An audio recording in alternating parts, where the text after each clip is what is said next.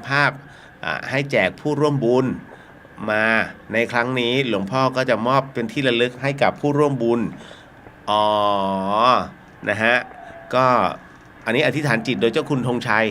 นะฮะสมเด็จเจ้าคุณธงชัยง่ายๆที่แปลอธิษฐานจิตที่วัดพระธาตุแช่แห้งจังหวัดน่านเดี๋ยวพรุ่งนี้ผมโพสต์นะฮะก็ตามเหตุปัจจัยเนาะสาธุนะฮะท่านก็บอกมาอันนี้นะที่อำเภอด่านช้างครับนะฮะเพราะว่าตอนแรกที่ผมจะบอกบุญไปท่านขาดกำแพงนะฮะและที่จำได้ไหมที่ผมบอกซึ่งผมยังไม่ได้แวะไปเลยเพราะผมต้องแน่ใจก่อนถ้าแน่ใจแล้วเนี่ยถึงจะบอกแล้วมันไม่มีโอกาสได้แวะไปไงแล้วผมลืมตั้งแต่ก่อนออกตั้งแต่เข้าพรรษาแล้วนะฮะแล้วเหล่าบรรดานักเทศยาบ้า มันก็เข้าไปนะฮะในบริเวณนั้นท่านก็มีความกังวลในความเป็นพุทธสถานนะครับก็กลัวว่าเดี๋ยวจะกลายเป็นวัดมีความผิดท่านก็เลยอยากจะสร้างกำแพงอะไรมันเรียบร้อยนะฮะตอนนี้ส่วนกำแพงเนี่ยที่บอกว่าขาดอยู่หลายแสนนะตอนนี้ก็เรียบร้อยไม่รู้เรียบร้อยหรือเปล่าเดี๋ยวผมต้องถามท่านอีกทีผมจะไปบอกก็ไม่ได้แต่ว่าท่านไม่ได้เรียกบุญตรงนั้นแหละก็มาเหลือแค่พื้นอุโบสถคุณไปหาที่ไหนเทมั้ง นะแล้วนะคิวละ1,700น่าสนใจขาด5คิวสุดท้ายนะฮะเดี๋ยวพรุ่งนี้จะโพสต์อีกรอบหนึ่งแล้วก็เป็นบัญชีของหลวงพี่ท่านเป็นบัญชีของท่านเลยนะที่วัดที่ด่านช้างเดี๋ยวผมโพสต์รายละเอียดให้อีกทีหนึ่งพรุ่งนี้นะฮะใจเย็นหลายท่านบอกอยากทำบุญมากใจเย็นนะฮะแล้วก็เดี๋ยวพรุ่งนี้ยังคงติดภารกิจอยู่เสียงกลับมาบ้างแล้วนะฮะถามว่า100%ไหมยังครับ ยังไม่100แต่ว่ามันหยุดไม่ได้จริงๆนะท่านต้องมานั่งอยู่หน้าไมค์แล้วก็มันมีความรู้สึกว่าคือ2วันที่หยุดไปเนี่ยมันมีเรื่องราวแปลกๆเดี๋ยวเล่าให้ฟังแล้วกันนะฮะก็หยุดไปก็จริงแต่ว่ามันเหมือนกับเฮ้ยทำไมเราต้องพักมันมีเสียงในหัวนะทำไมเราต้องพักเราก็สบายดีแต่เสียงผมมันไม่ได้เลยเสียงเนี่ยแบบวันนั้นที่จัดมันเสียงอีกแบบหนึ่งใช่ไหมฮะแล้วอีกวันหนึ่งเสียงทุเรศมากผมยังแบบเฮ้ยตายแล้วเสียงเราเป็นอย่างนี้แล้วยังไงเนี่ยแล้วเดี๋ยวต้องอ่านสารคดีผมต้องเค้นเสียงแบบอีกเฮือกหนึ่งเพื่ออ่านสารคดีส่งทางกรุงเทพไปแล้วเมื่อวานนี้ก็พอทนเริ่มดีขึ้นหลังจากที่ดื่มพวกวิตามินซีไปนะฮะแล้วจากนั้นเมื่อวันนี้ช่วงเช้านะแล้วก็ช่วงกลางวันนะฮะก็โอเคเริ่มกลับมานะฮะเริ่มพยายามจะพูดน้อยที่สุดนะฮะแล้วก็เนี่ยอย่างที่เป็นยังไม่100%แต่ว่าไม่อยากขาดเวลาเราจัดสดตรงนี้เราก็อยากจะเต็มที่นะฮะแล้วก็พลังมีเท่าไหร่ใส่หมด นะสถานีบุญนะครับคุณนะครับและนี่ก็คืออีกหนึ่งรายการเดอะเฮียนรายการผีที่ไม่ใช่ผีจ๋านะฮะแล้วก็เป็นเรื่องราวทั้งหมดทั้งมวลที่ไขข้อข้องใจในคำถามของหลายๆท่านเล่าเรื่องผีไหมมีบ้างสลับกันไปก็คงไม่ปิดบังว่าในเรื่องราวของตัวเองที่เจอประสบพบเจอ2วันที่ผ่านมาก็มีนะฮะแล้วก็เป็นอะไรที่เขามาอย่างเมื่อเช้าเนี่ยเอาง่ายๆคืออันนี้เล่าสู่กันฟังนะคุณนะฮะเราเล่าสู่กันฟังผมก็ขับรถไปนะฮะแล้วก็ทานกับไปดื่มกาแฟแล้วพอดีขากลับเนี่ยก็ขับรถมาเรื่อยๆเสร็จปุ๊บมันมีบางอย่างซึ่งทำให้รับรู้ว่าเฮ้ยมาแล้วแล้วคือมันเตือนเราว่าเขามาแล้วนะเขาอยู่ในรถแล้วนะฮะผมก็มานั่งนึกมานั่งพิจารณาแล้วไอ้จุดที่ผมเพิ่งผ่านไปนะฮะมันเคยมีอุบัติเหตุนะฮะแล้วก็มีรถชนมอเตอร์ไซค์ตรงนั้นน่ะนานแล้วจำได้นะฮะ2 ศพตรงคันคลองชลประทานนั่นแหละฮะโอ้โหคุณพระ เราก็จะแผ่เมตตาให้มันก็ นะอยู่ข้างๆอยู่ข้างหลังอะอยู่ข้างหลังอะแล้วเราก็รับรู้นะจนต้องอาศัยท้าวเวส นะถึงไป นะท้าวเวสสุวรรณช่วยนะสาธุตรงนั้นเนี่ยมันจะมีเรื่องราวแปลกๆขึ้นอันนี้กลางวันเลยนะคุณเมื่อวันนี้เลยนะฮะช่วงสักประมาณเกือบบ่ายโมงนะฮะนั่นแหละมันจะรับรู้ได้ ไม่พูดถึงกลางคืนนะเท่ากลางคืนละเฮตึม นะเฮสลามานะมาแล้วไม่ต้องออกแขกเลยนะฮะแล้วก็บางทีก็รับรู้นะฮะข้างทางโดยเฉพาะที่เมื่อก่อนเนี่ยช่วงขึ้นเชียงใหม่ก่อนถึงถ้ำขุนตาลถ้าใครมาเชียงใหม่นะฮะก็จะตอนนี้เขาปรับถนนแล้วนะเมื่อก่อนยังไม่ปรับถนน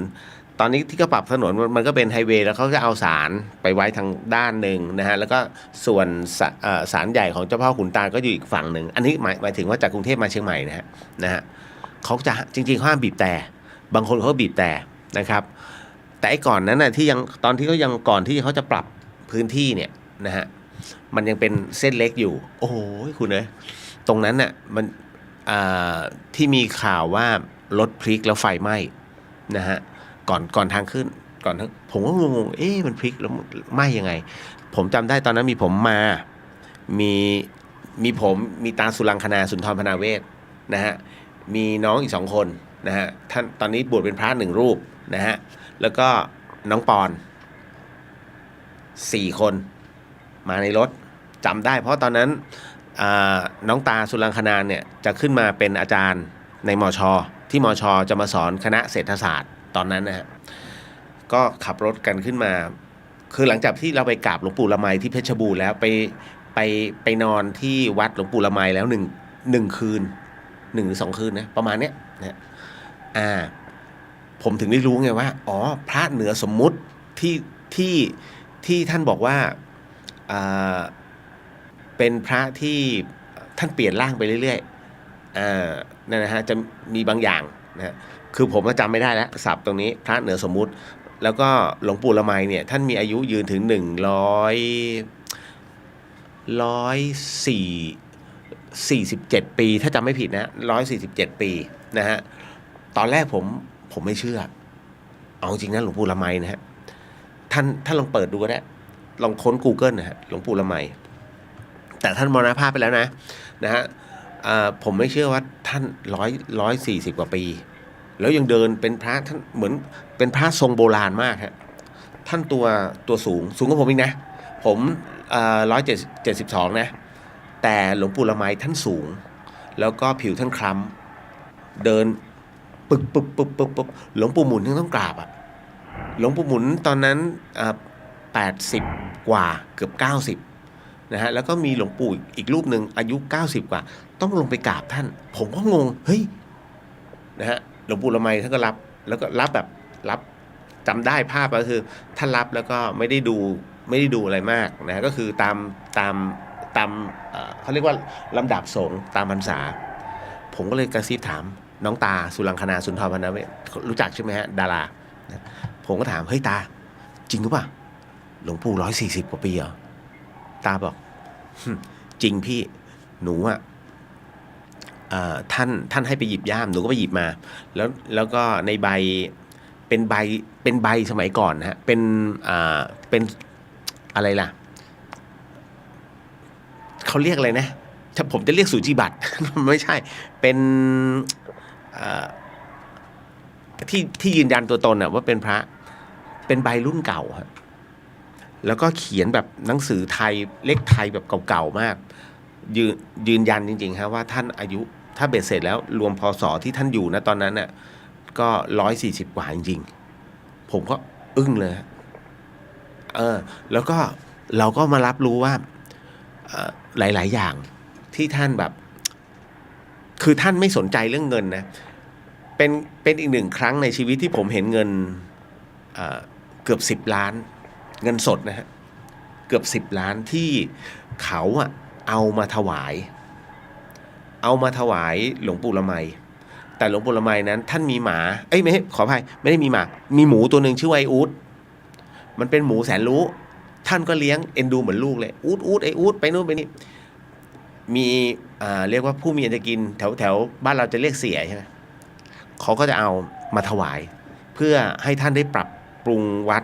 เพื่อเป็นการพุทธศาสนานะเพราะว่าใครทำบุญกับหลวงปู่เขามีความเชื่อว่าเมื่อทำหนึ่งจะได้กลับไปอีกเยอะอันนี้คือตามหน้าบุญนะฮะตามหน้าบุญซึ่งมีกล่าวในพระไตรปิฎกเป๊ะมากคราวนี้เขาก็มาทำจำนวนเงินเกือบ10 ล้านเป็นเงินสดเทลงตอนแรกเป็นกระเป๋าแล้วก็เทหลวงปู่จับเทท่านไม่จับเงินนะแต่จับกระเป๋าเทเสร็จปุ๊บอ้าวไอ้อุ๊ดเนี่ยเขาเอาเงินมาให้เอาไปหมูมันก็คาบเงินปึกนะปึกแบบปึกเนี่ยผมว่าปึกนะประมาณคิดว่าน่าจะประมาณ300,000 ถึง 500,000 ปึกนะไอ้อุ๊ดเขาคาบแล้วเขาเดินลุกดักแล้วก็หลวงปู่ก็เดินไปคือทุกคนอึ้งอ่ะแบบอุ้ยเงินขนาดนี้เลยเหรอแบงค์พันนะคุณนะฮะแล้วปรากฏว่าเสร็จปุ๊บก็จะมีลูกศิษย์หลวงปู่เป็นคณะกรรมการเนี่ยก็เก็บเงินแล้วก็ไปเอาเงินจากปากไอ้อู๊ดนะเอามาเสร็จปุ๊บเอามารวมเสร็จปุ๊บก็เก็บรวบรวมแล้วก็ฝากแบงค์คือจริงๆแล้วเนี่ยหลวงปู่ไม่จับเรื่องเงินนะฮะแล้วมันทำให้ผมได้รับรู้หลายอย่างว่ายิ่งเป็นพระที่มีความเคร่งท่านก็จะดุเพราะว่าเห็นการกระทำของสงฆ์ในปัจจุบันเนี่ยบางทีไม่เข้าท่าอย่างตอนนั้นเนี่ยจำได้ว่าเป็นวันเรียกว่าเอาง่ายเป็นวันเกิดอ่ะของเป็นวันคล้ายวันเกิดของท่านนะฮะอายุวัฒนมงคลนะฮะแล้วหลวงปู่แล้วก็ท่านก็เลยหลวงปู่ละไมท่านก็เลยนิมนต์พระซึ่งเป็นพระระดับโอ้โหพระสังฆาธิการนั่นแหละใหญ่ๆทั้งเลยทั้งเพชรบูรณ์นะฮะแล้วก็มีพิษณุโลกบางรูปท่านนิมนต์มา10 รูปนั่งทุกรูปอะคุณสุดผมยังอึ้งเลยโอ้ยหลวงปู่มีแต่พระชั้นผู้ใหญ่ผมยังเข้าไปกราบเลยฮะผมไอ้เจ้าปอนแล้วก็ตอนนี้เป็นพระนะหลวงพี่ฟู่เข้าไปกราบโดยมีน้องตาเป็นผู้นำ แล้วก็กราบเอาไปน้องไปก็เข้าไปกราบพอกราบเสร็จปุ๊บตอนแรกก่อนที่จะกราบทุกๆรูปอ่ะผมก็มองก่อนผมถึงได้บอกโอ้โหหลวงปู่ทุกรูปอ่ะต้องกราบหลวงปู่ละไมฮะแล้วท่านก็รับไหว้บ้างบางคนก็ไม่รับไหว้บางรูปก็ไม่รับไหว้แล้วคราวนี้มีพระบ้านระดับเจ้าอาวาสนะฮะมาเกิน2 รูปนะฮะมาเกิน2 รูปเลยท่านนิมนต์ไว้10แต่มา12หลวงปู่ด่ากลางงานเลยผมว่าอึ้งเลยฮะคือท่านตำหนิในความเป็นสมณะด้วยกันท่านบอกว่าข้านิมนต์ไว้บอกท่านใช้คำนะฮะท่านใช้คำแบบบ้านๆเลยเป็นพระโบราณนะกูนิมนต์ไว้10กูนิมนต์ไว้10 คนไม่ใช่12นะฮะเนี่ยเป็นเพราะผมจำคำได้เลยครับว่าเนี่ยเป็นเพราะความเคยตัวเนี่ยที่มาแบบมาไม่ยอมบอกไม่ยอมกล่าวนะฮะแล้วก็จะมามั่วแบบเนี้ยครั้งหน้าอย่าให้มีนะฮะแล้วท่านก็คัด2 รูปเนี่ยออกไปนะออกไปแต่ว่านั่งข้างๆนะคือจะกลายสองรูปนี้กลายเป็นรูปตัว L ทันทีนะฮะก็จะเป็นนั่งตรงๆและหักนะเสร็จปุ๊บก็หลวงปู่ก็เดินมาหาไอ้เจ้าตานะเพราะตาเขาเหมือนกับคล้ายๆเหมือนลูกสาวเหมือนกับเคยเป็นลูกในชาติก่อนเขาบอกไอ้ตาจัดเอาก็ผมก็อยู่ตรงนั้นเลยได้ยินหลวงปู่สั่งนะครับเอาเงินเนี่ยไปบอกไอ้นั่นน่ะเอาเงิน10,000ใส่2 ละ 10,000คือ2 ละ 10,000เนี่ยสำหรับ2 รูปที่มาคือท่านให้แต่ว่าไม่อยากให้เหมือนกับว่าไปมั่วนิ่มคือท่านนิมนต์10ก็คือ10มิใช่12นะฮะเพราะฉะนั้นเนี่ยก็เลยอ๋อท่านเป็นอย่างนี้นี่เองนะฮะไม่สนด้วยนะว่าจะ พรรษาแค่ไหนท่านซัดกลางงานเลยฮะแล้วก็จากนั้นพอเสร็จงานนะฮะท่านก็อันนั้นคือ10 รูปที่ท่านนิมนต์ท่านก็จัดแจงตามเหตุปัจจัยคือวิธีการของท่านเนี่ยเป๊ะมากแล้วก็ท่านสอนแล้วศิษย์ของท่านเนี่ยรู้สึกจะเป็นพี่ย่ามแดงพี่ย่ามแดงเก่งมากในเรื่องของการเรียกประหลอดฮะเรียกประหลอดเข้าเบี้ยแก้อันนี้คือเป็นวิชาที่เหมือนกับถ่ายทอดกันนะฮะของหลวงปู่เนี่ยถ่ายทอดแล้วก็มีไม่กี่คนที่เป็นวิชานี้นะฮะซึ่งปัจจุบันเนี่ยเป็นประหลอดแท้ๆนะไม่ใช่ประหลอดสังเคราะห์ที่เขานิยมใช้กันนะฮะอันนี้คือเรียกจริงๆแล้วก็อันนี้คือเรียกจากน้ำขึ้นมานะฮะโดยใช้ไข่เน่าแล้วก็ทำพิธีของท่านนะฮะแล้วเพื่อจะเอามาใส่เบี้ยแก้ที่คุณเห็นนะโดยเฉพาะยิ่งเบี้ยแก้ของหลวงพ่อเกษมฮะรุ่นเก่าๆนะฮะอันนี้ใส่เบี้ยแก้ที่เอาไว้กันคุณใสกันสะท้อนทั้งหลายเนี่ยนั่นแหละฮะวิธีการก็คือว่าถ้าสมมุติว่าจะมีใครทำของใส่เบี้ยแก้เนี่ยมันจะสั่นกึกนะ1สั่นเตือน2สั่นสะท้อนฮะเพราะฉะนั้นใครที่จะทำคุณใสเราเนี่ยเขาจึงบอกว่าให้พกเบี้ยแก้ไว้แค่มีของแท้ไว้ปุ๊บเนี่ยก็กระเด็นละคือที่มีอยู่มันหลุดเองแต่แล้วก็ใครที่จะทำใส่เบี้ยแก้จะเตือนก่อนว่าณจุดนี้ที่กำลังไปเนี่ยที่เรายืนอยู่เนี่ยมันมีคนทำใส่แล้วถ้าเดินออกไปปุ๊บเนี่ยเบี้ยจะนิ่งแสดงว่าพ้นจุดนั้นไปแล้วนั่นนะฮะนั่นคือการทำงานของเบี้ยแก้พี่ย่ามแดงน่ะเก่งแล้วก็เรียกตรงนั้นเสร็จปุ๊บตอนนี้ก็ท่านก็คงจะเป็นมีสำนักของท่านแล้วล่ะนะฮะผมก็ไม่ทราบก็หายแยกย้ายกันไปไงหลังจากที่หลวงปู่ท่านมรณภาพนะฮะแล้วก็คือเรื่องราวหลวงปู่มีอะไรอีกเยอะมากท่านเป็นพระที่จริงจังพูดตรงๆโผงผางนะฮะแล้วที่สำคัญก็คือว่ามันมีครั้งหนึ่งมีโยมคือท่านก็กำลังวุ่นกับงานนะฮะกับงานต่างๆเนี่ยที่ท่านจะต้องดูแล140 กว่าแต่เดินแบบโอ้โหคุณเอ้ยผมยังเดินเหนื่อยอ่ะแล้วท่านแบบเดินไม่เหนื่อยอ่ะ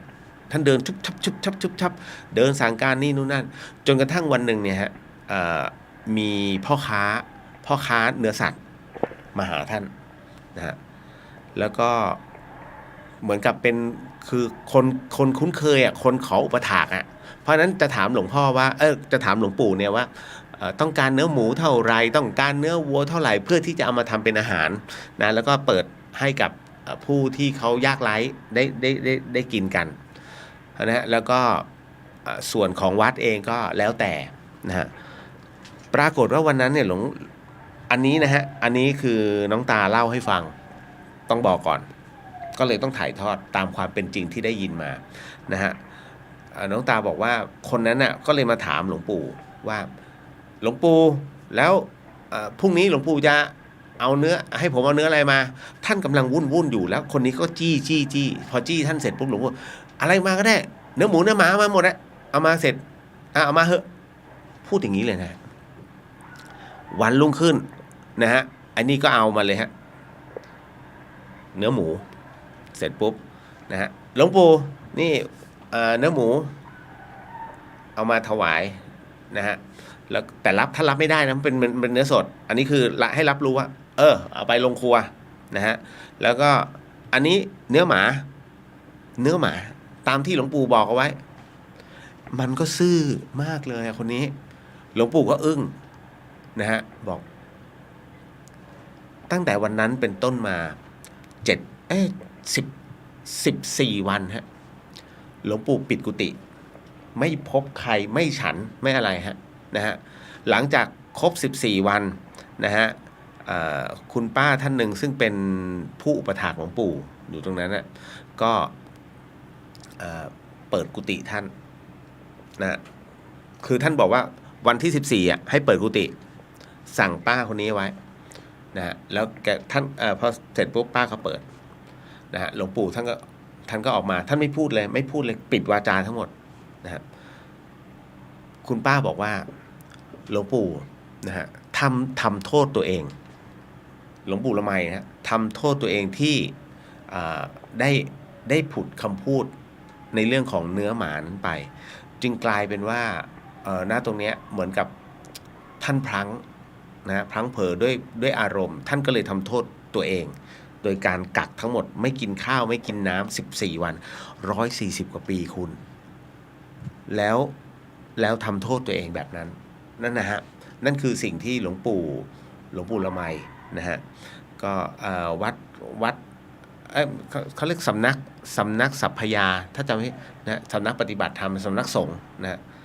ถ้าจำไม่ผิดนะฮะอันนั้นที่เพชรบูรณ์แล้วอีกอันนึงที่ผมไปคือชนแดนเพชรบูรณ์เช่นกันนะฮะแล้วถึงตรงนั้นเสร็จปุ๊บเนี่ยอีกเรื่องราวหนึ่งก็คือว่าที่จำได้นะฮะคือหลวงปู่ท่านเนี่ยเวลาท่านป่วยผมยกตัวอย่างเช่นไส้ติ่งนะฮะหมอเนี่ยนะฮะพยายามจะให้ท่านไปตรวจไปเอ็กซเรย์ที่โรงพยาบาลท่านก็ไม่ไปนะฮะจนกระทั่งไส้ติ่งแตกเลยนะครับแล้วคราวนี้หมอบอกว่าอยู่ในภาวะอันตรายเพราะว่าเห็นหลวงปู่เนี่ยไม่พูดไม่จาแล้วก็นั่งแล้วก็รับแขกทุกวันนะฮะหลวงปู่รู้แล้วว่าบัดเนี้ยร่างกายของท่านเริ่มแย่แล้วท่านก็เลยเดินเข้ากุฏิแล้วปิด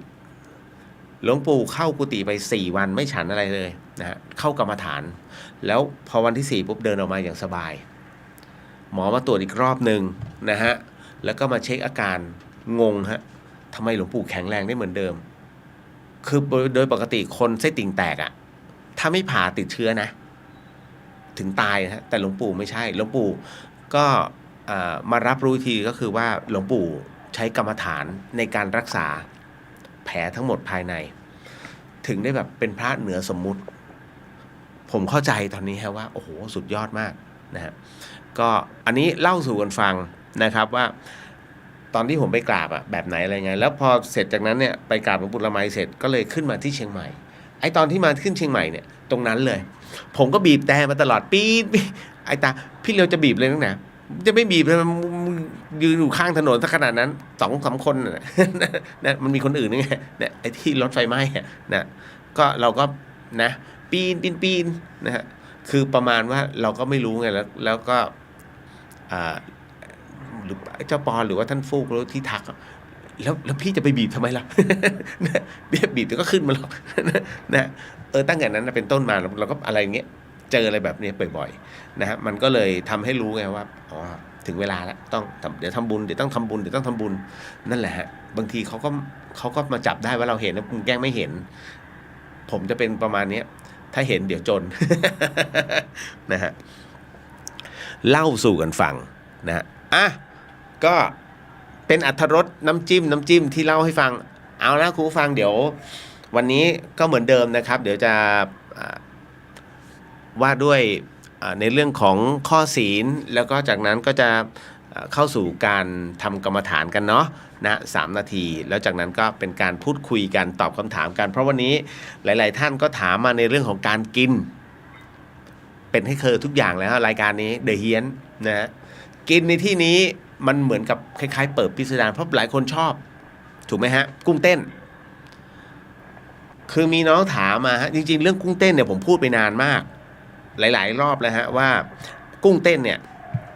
นะเมื่อกินแล้วถือว่าเป็นกรรมไหม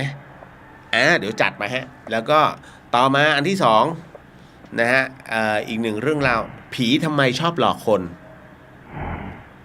ถึงตรงนี้เดี๋ยวผมต้องแก้ข่าวให้ผีนิดนึงนะเคยเห็นผีหลอกคนไหมนะฮะระหว่างผีหลอกคนกับอุปทานของคนต้องแยกให้ออกนะฮะแล้วก็อีกอันหนึ่งก็คือว่าเราเห็นด้วยตาอะไรของเรา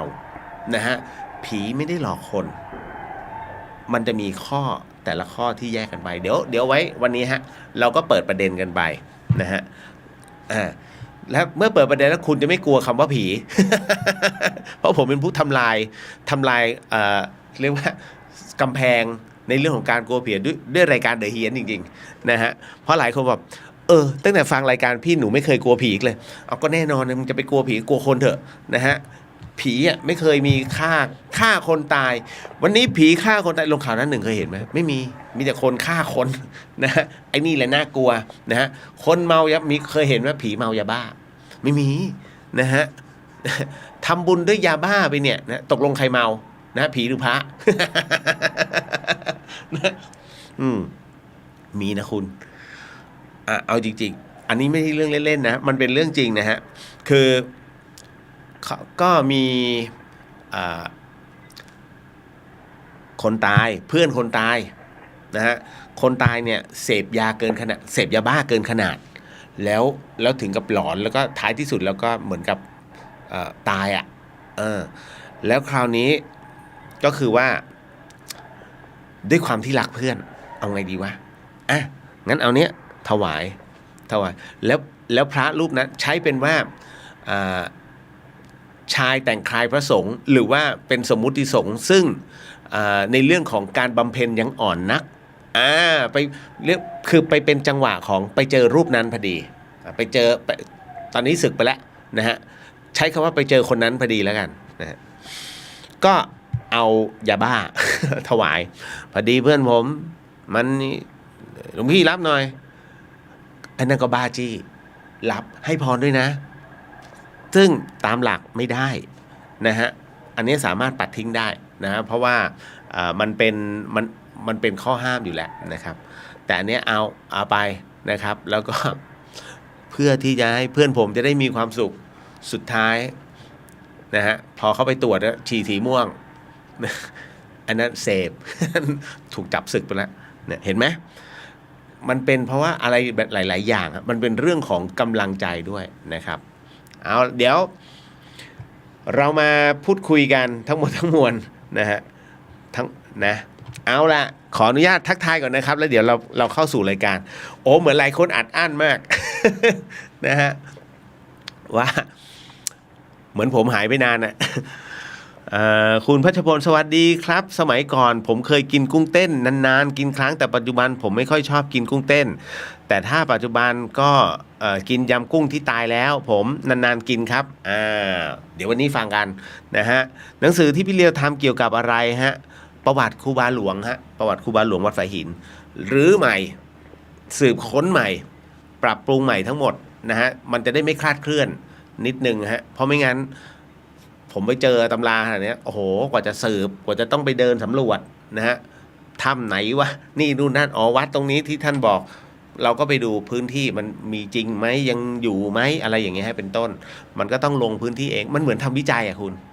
ประวัติครูบานะมันเหมือนเราต้องทำวิจัยเหมือนกับคือถ้าคุณเอาคืองานทีสิทธ์ไม่ว่าจะเป็นปอะไรก็แล้วปริญญาอะไรก็แล้วแต่เนี่ยเวลาจะจบเนี่ยเขาจะต้องมีทำถูกไหมอันนี้เหมือนกันก็ต้องทำเพื่อเป็นการสืบค้นความจริงนะฮะเท่าที่เวลาเรามีนะฮะอะไรที่คลาดเคลื่อนก็อาจจะมีวงเล็บเอาไว้แค่นั้นนะฮะน้องลิลลี่สวัสดีค่ะพี่เลียวสวัสดีค่ะนะฮะกุ๊บกิ๊บสวัสดีค่ะพี่เรียวคุณแม่ฝากสวัสดีด้วยนะคะมีคำถามจ้าโมทนาสาธุยินดีนะฮะฝากสวัสดีคุณแม่ด้วยกุ๊บกิ๊บใครรำคาญกราบขอไป ไม่มีใครก็รำคาญนะน้อง นะฮะคำถามแรกคือพระสงฆ์พกปืนได้ด้วยหรือคะนะฮะดูหนังเรื่องมหาหินน่ะนะ พอดีเห็นข่าวนักเรียนอาชีวะนักเรียนเอาปืนลั่นนักเรียนเอาปืนแล้วเกี่ยวอะไรกับพระพกปืนได้ไหมเป็นเรื่องที่ไม่สมควรนะฮะเป็นสิ่งคือการพกอาวุธของพระเนี่ยทำไม่ได้อยู่แล้วนะครับอันนี้อาบัตินะฮะมันเป็นเครื่องมือฆ่าคนซึ่งพระจะไม่จับต้องนะฮะนั่นคือสละทั้งหมดทั้งมวลไอ้ที่มีในหนังต้องใส่ไอ้เนี่ยทั้งคนกำกับทั้งดาราที่เล่นทำให้คนหลงเชื่อเนี่ยเตรียมตัวนะฮะเพราะว่ามันไม่สามารถเป็นไปได้นะครับอันนี้มันเป็นกฎมันมีข้อของสงฆ์อยู่แล้วนะฮะคำถามที่สองก็คือถ้าที่พักเสียงดังนะฮะแล้วหาที่สงบไม่ได้แต่ต้องการสวดมนต์ภาวนาสามารถใส่หูฟังดนตรีบำบัดไปด้วยจะได้อานิสงส์ไหมคะขอบคุณค่ะอานิสงส์เกิดจากความตั้งใจจากกุ๊บกิ๊บใส่ไปด้วยแล้วกุ๊บกิ๊บมีสมาธิทำได้ฮะถือว่าเป็นกุศโลบายที่ดีมากให้กับตัวเองนะฮะทำได้จ้ะนะฮะเพราะฉะนั้นทั้งหมดทั้งมวลเนี่ยเกิดจากความตั้งใจวันนี้มีพี่ท่านหนึ่งถามมาในเรื่องของสำหรับคนที่พอดีว่า มีคนในครอบครัวท่านนะฮะติดชอบดื่มเหล้าดื่มเบียร์เป็นประจำนะฮะถ้าบอกว่าจะให้เลิกเองคงยากนะฮะจะให้ไปหาหมอนะฮะเลิกคิดนะฮะคือมันเลิกไม่ได้ก็เลยถามผมมาว่าแล้วจะมีวิธีไหนไหมคะนะฮะที่จะทำให้เขาเลิกได้นะฮะอาจจะต้องพึ่งทางมนต์คาถาผมก็เลยบอกว่าพี่ครับคนที่ติดเหล้าเป็นเรื่องของกรรมของแต่ละคนและเป็นกรรมของครอบครัวนั้นถ้าเจอคนที่แบบกินเหล้าเมาหยำเปเพราะเอาจริงๆนะฮะ40ท่านนะครับที่40รายเนี่ยที่เคยคุยกับผมมานะฮะมีเลิกได้จริงๆเนี่ยประมาณ8รายเลิกได้จริงๆหนึ่งในนั้นน่ะผมนำเสนอหลวงพี่หนุ่มของวัดฝายหินอันนั้นหลวงพี่หนุ่มเนี่ยติดเหล้างอมแงมนะก่อนที่จะบวชนะฮะหลังที่ท่านบวชปุ๊บเลิกเด็ดขาดเลิกแบบหักดิบซึ่งไม่แนะนำหมอบอกว่าน้อยคนที่จะอยู่รอดมาได้ของการหักดิบในการดื่มเหล้าแต่หลวงพี่หนุ่มจัดอยู่หนึ่งในประเภทบุคคลมหัศจรรย์ฮะเลิกได้ด้วยผ้าเหลืองแล้วไม่ดื่มจริงนี่ฮะผมถึงได้แบบเวลาไปไหนผมจะยกหลวงพี่หนุ่มเนี่ยเป็นเคสเลยนะฮะบอกนี่คือตัวอย่างของบุคคลที่ผ้าเหลืองช่วยได้นะฮะพูดอย่างไม่อายนะครับก็เลยผมเลยบอกว่ามันยากตรงนี้ฮะมันขึ้นอยู่กับกำลังใจซึ่งกำลังใจเนี่ยเป็นหลักถ้ากำลังใจเขาไม่มีจบแล้วฮะต่อให้อะไรก็แล้วแต่มาถึงเจอน้ำเมาโอ้โหมือสั่นแต่ถ้าจะไปบวชไกลๆฮะไปบวชวัดป่าซึ่งร้านเหล้าเข้าไม่ถึงไอ้อย่างเงี้ยยังไงก็เลิกแน่ๆนะฮะซึ่งแกก็บอกว่าอ๋อคงยากค่ะถูกต้องฮะถ้าทำได้เขาเลิกหมดแล้วฮะเอาจริงๆนะเพราะฉะนั้นในเรื่องของณตรงเนี้ยมันก็คงจะยากแล้วถามว่าใช้มนต์คาถาได้ไหมต่อให้ใช้ไอ้ตัวน้ำมันหรืออะไรก็ตามที่ดีดไปแล้วสะกดให้มันนิ่งๆเนี่ยทำไม่ได้เพราะอะไรเพราะคนที่ดื่มเหล้าจนเป็นพิษสุราเรื้อรังหรือว่าติดงอมแงมเนี่ยตัวเขาอยู่ในอบายแล้วนะฮะก็คือการดื่มเหล้านะฮะผมไม่ปฏิเสธนะฮะว่าน้ำจันเนี่ยมันเปลี่ยนนิสัยคนคุณก็จะเห็นอยู่แล้วใช่ไหมฮะว่าการดื่มเหล้าทั้งหมดทั้งมวลเนี่ยที่มีคดีเพราะดื่มเหล้ามันบีบมันกดในเรื่องของกำลังความคิดเนี่ยให้ดูถดถอยลงแต่การดื่มเหล้าแน่นอนที่สุดในตำรายาโบราณนะแม้กระทั่งองค์พระสัมมาสัมพุทธเจ้าท่านก็ยังอนุญาตแต่แค่1 องคุลี1 องคุลีกันนิดเดียวฮะข้อนิ้วเดียวนะฮะองคุลีเดียวนั่นหมายถึงว่าใช้เป็นยานะฮะท่านไม่ปฏิเสธนะฮะเพราะอะไรเพราะว่าสมัยก่อนเนี่ยเวลาคุณผสมสมุนไพรนะฮะมันไม่มีอะไรที่ไปฆ่าเชื้อในเนื้อไม้คุณเข้าใจใช่ไหมฮะคุณเอาน้ำผึ้งนะฮะเอาไม้เนี่ยเอาที่เป็นไอ้ประเภทอะไรนะสมุนไพรทั้งหลายเนี่ยแต่ละอันมาผสมกันนะฮะแล้วก็เอาน้ำผึ้งมาเป็นตัวฉโลมเพื่อปั้นมาเป็นลูกกลอนแค่ตรงเนี้ยผมถามว่ามันจะเก็บได้กี่วันแค่เนื้อไม้มันเนี่ยคุณไม่รู้หรอกว่าสะอาดมากน้อยแค่ไหนเขาจึงใช้เหล้าขาวมาเป็นตัวผสมลงไปฆ่าเชื้อฮะแค่นั้นเลยองค์พระสัมมาสัมพุทธเจ้าท่านจึงอนุญาตไงฮะว่าให้ใช้แค่1 องคุลีเป็นการฆ่าเชื้อราทั้งหมดทั้งมวลที่อยู่ในตัวยาที่อยู่ในตรงนั้นฮะให้เป็นยาโดยสมบูรณ์อันนี้เข้าใจด้วยนะเพราะฉะนั้นก็คือการกินลูกกลอนนี่แหละเนี่ยนั่นแหละมันจึงมีการผสมมีกลิ่นเหล้ากลิ่นแอลกอฮอล์แต่มันอยู่ในปริมาณที่รับได้นะฮะเพราะฉะนั้นเนี่ยต่อให้เป็นนะฮะมันก็ช่วยไม่ได้ในเรื่องของคนที่อยาก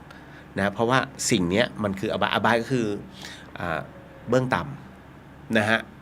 เพราะฉะนั้นเขาหาในสิ่งตรงนี้ขึ้นมาเข้าหาตัวเพราะฉะนั้นต่อให้เป็นมนต์ดำก็ช่วยไม่ได้เพราะมันถูกกดอยู่แล้วนะฮะเนี่ยเห็นไหมมันทำอะไรไม่ได้ต้องขึ้นอยู่กับกำลังใจเขาแค่นั้นเลยฮะถึงบอกว่ามันเป็นกรรมของแต่ละคน นะถ้าเขาคิดได้เขาก็จะเลิกเอง แต่ถ้าเขาคิดไม่ได้ก็จบเลยนี่แหละเอาละต่อมาอันนี้โอเคนะกุ๊บกิ๊บถึงหนูไม่ได้ปฏิบัติธรรมอาจจะมองว่าถามพร่ำเพรื่อแต่เชื่อว่าคนที่ฟังพี่เรียวสักคนแหละค่ะที่ต้องการคำตอบในสิ่งที่หนูถามถูกต้องฮะน้องกุ๊บกิ๊บถูกต้องนะฮะตรงนี้ไงพี่ถึงได้อ่านให้น้อง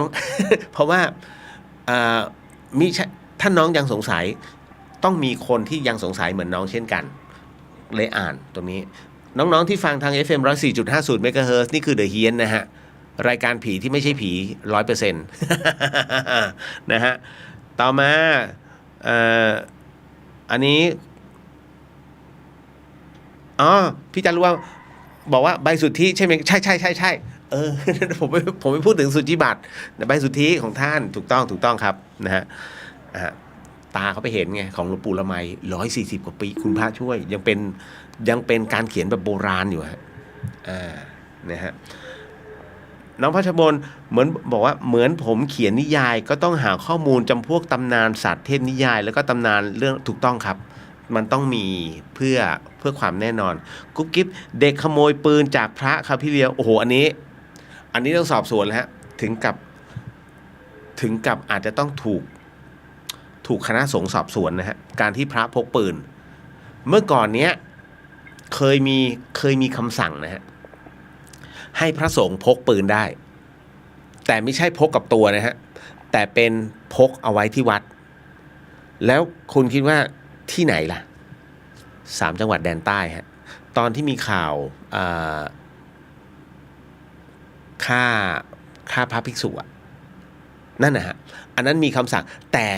มิใช่สงฆ์ต้องจับปืนไปยิงนะไม่ใช่ให้มีไว้ได้แต่ขโยมที่อยู่ประจำวัดเป็นผู้ดูแลมิใช่พระแต่อนุญาตให้มีไว้ได้แค่นั้นนะฮะพระชพลบอกว่าผมเป็นคนไม่ชอบกินเหล้ากินเบียร์หรือว่าดูดบุหรี่แต่ผมชอบอ่านหนังสือที่ชอบหรือว่าเล่นดูหนังแล้วก็คิดวิเคราะห์เขียนออกมาเป็นตัวหนังสือนะมาสอนกับตัวเองโอ้ดีมากครับดีมากนะฮะต่อมานะฮะ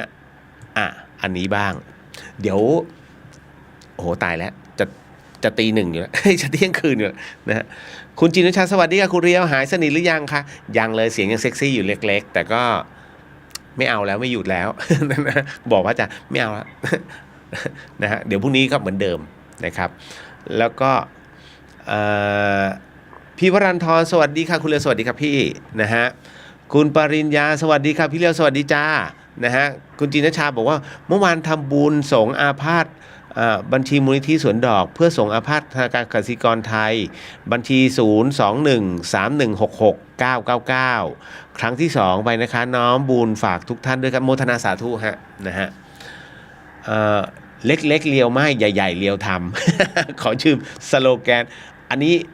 มิต้าเครื่องซีล็อกฮะเล็กๆไม่ใหญ่ๆทำDNA พระอาจารย์ทำสุดๆ นะฮะนะพี่อุทิศน้อมสวัสดีค่ะคุณเรียวขอมาฟังย้อนหลังนะเจ้าค่ะได้ครับพี่ยินดีครับสาธุฮะรับร่วมบุญเจ้าค่ะสาธุคุณเรียวห้ามกักไม่เดี๋ยวพรุ่งนี้ฮะเดี๋ยวพรุ่งนี้5 คิวเองคุณเอาเหอะเม น้องหนิงสวัสดีครับพี่เรียวสวัสดีจ้านะฮะน้องหนิงก็จากชุมพรเนาะคุณจินชาถ้าไม่พักเส้นเสียงจะอักเสบจนพูดไม่ได้ต้องเขียนแทนคือเหตุผลเพียงพอไหมคะเคยเป็นมาแล้วเจ็บมากเวลาพูดทุกครั้งก็พยายามนะหยุดไม่ได้อันนี้น้องแอมสวัสดีครับพี่เดียวสวัสดีครับนะป้าแก้วสวัสดีครับคุณเลียวสวัสดีครับป้าแก้วนะฮะเมืองการฝนตกไหม นะอีกเดี๋ยวนะวันนี้15ใช่วันนี้แล้วสิ15 16 17 18ใช่ไหมพรุ่งนี้60จังหวัดประเทศไทยมี77จังหวัดใช่ไหมฮะตอนนี้จะเป็น78จังหวัดแล้วนะฮะ60จังหวัดเอาง่ายๆโดนครั้งนี้เกือบทั้งประเทศ นะฮะที่กรุงเทพใจเย็นๆนะฮะ แม้ฝนจะยังไม่ตก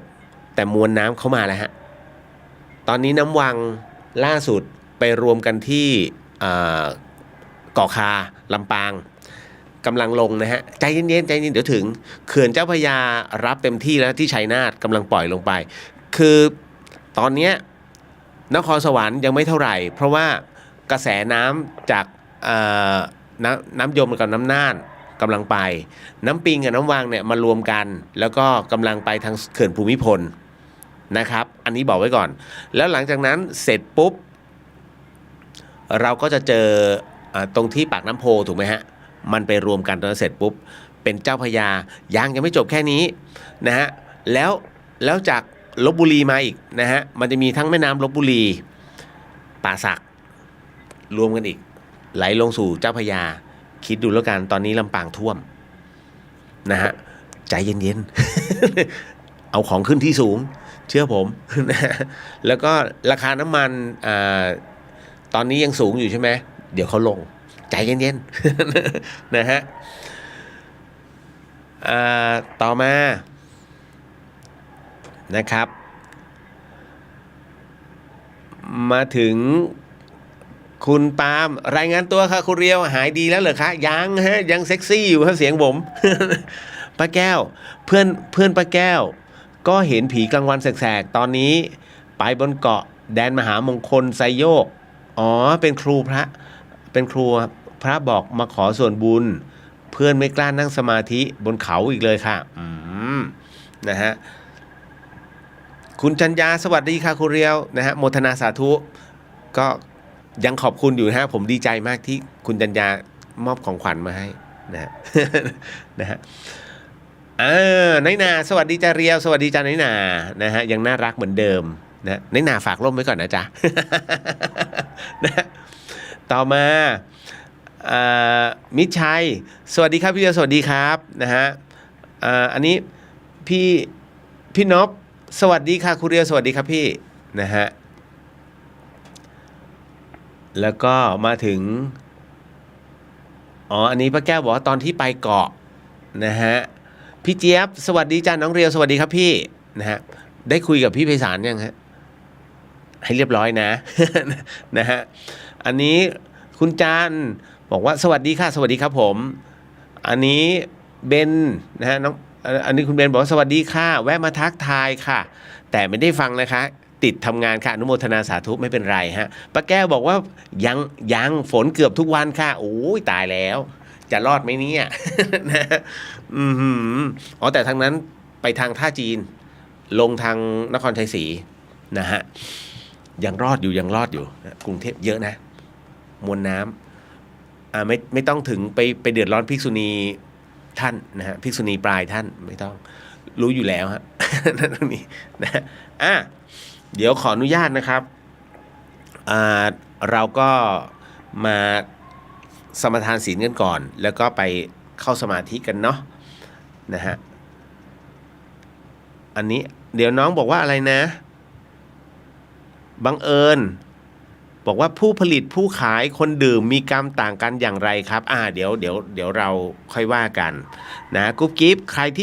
ครก็ได้ช่วยพิมพ์บัญชีสงฆ์อาพาธอีกรอบนะคะสาธุจดไม่ทันเดี๋ยวสักครู่แล้วกันเนาะ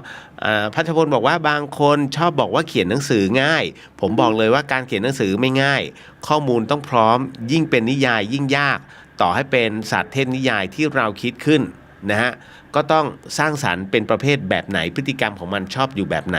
ถูกต้องฮะมันจะต้องมีคาแรคเตอร์ของแต่ละตัวนะฮะคุณนะสวัสดีค่ะคุณเรียวสวัสดีครับผมนะฮะไปเรามาสมาทานศีลกันก่อนเนาะนะฮะแล้วเดี๋ยวก็มานั่งสมาธิกันนะครับขออนุญาตนะครับเดี๋ยวขอเป็นผู้นำแล้วกันจะได้เร็วขึ้นแล้วก็ท่านใดที่ว่าตามได้ว่าตามหรือว่าน้อมจิตเอาแล้วกันนะฮะสาธุขออนุญาตตั้งนะโมก่อนนะ3 จบนะโมตัสสะภะคะวะโตอะระหะโตสัมมาสัมพุทธัสสะนะโมตัสสะภะคะวะโตอะระหะโตสัมมาสัมพุทธัสสะ นะโมตัสสะภะคะวะโตอะระหะโตสัมมาสัมพุทธัสสะพุทโธธัมโมสังโฆศีลข้อ 1ไม่ฆ่าสัตว์ศีลข้อ 2ไม่ลักทรัพย์ศีลข้อ 3ไม่ประพฤติผิดในกามศีลข้อ 4ไม่พูดเท็จศีลข้อ 5ไม่ดื่มสุราและของมึนเมาบัดนี้ข้าพเจ้าตั้งใจรักษาศีลแล้วบัดนี้ข้าพเจ้าคือผู้มีศีลข้าพเจ้าผู้มีศีลละอายต่อการทำความชั่วกลัวต่อผลของบาปกรรมข้าพเจ้าผู้มีศีลมีหิริโอตตัปปะมีกายเป็นมนุษย์มีใจเป็นเทวดาเป็นมนุษย์เทโวเข้าถึงความเป็นสหายกับเหล่าเทวดาทั้งหลายณบัดนี้ข้าพเจ้าทั้งหลายขออดโทษลดกรรมที่ข้าพเจ้าประมาทพลาดพลั้งในช่วงวันนี้ลงในฉับพลันและขอให้กรรมดีที่ข้าพเจ้าหรือเหล่ากัลยาณมิตรได้ทำไว้นั้นขอจงมาแทรกส่งผลบุญนี้ให้ข้าพเจ้าได้มีความสุขและประสบผลสำเร็จตลอดไปเทินสาธุสาธุสาธุอนุโมทามินะฮะก็เป็นที่เรียบร้อยนะฮะกุ๊บกิ๊บนะฮะพี่จินชาส่งให้แล้วนะฮะในส่วนของบัญชีนะครับของสงฆ์อาพาธเนาะขอบพระคุณมากครับต่อมาขออนุญาตฮะ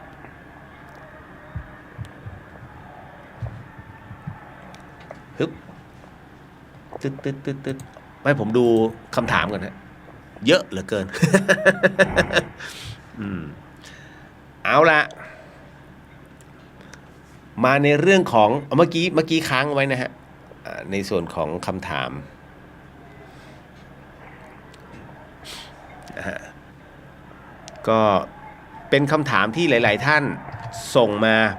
จริงๆก็ต้องบอกว่ามันมีอะไรหลายๆเรื่องฮะอย่างเช่นการกินกุ้งเต้นนั้นถือเป็นการทรมานสัตว์ไหมครับแล้วบาปแค่ไหน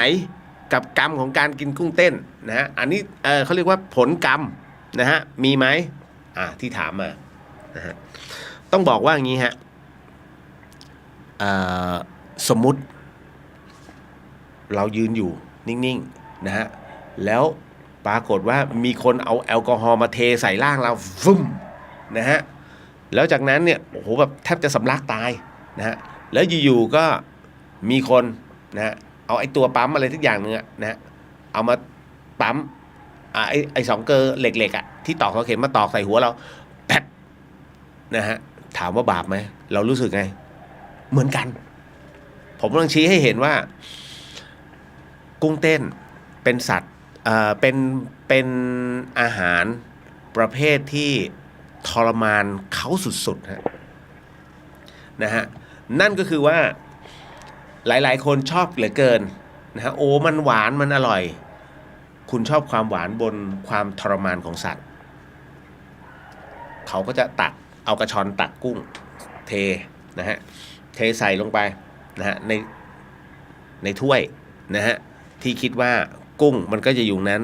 เสร็จปุ๊บด้วยความรวดเร็วฮะเขาก็จะใส่นะฮะทั้งเครื่องยำทั้งหลายทั้งปวงเสร็จปุ๊บพริกลงไปเนี่ยพริกโดนตาคุณแสบไหมเอาแค่เนื้อตานะฮะแค่นั้นเนื้อตากับเนื้อกุ้งไม่ต่างกันจากนั้นเสร็จปุ๊บบีบมะนาวลงไปใส่ไปฟึ่มนะฮะคุณคิดว่ากุ้งสุกไหม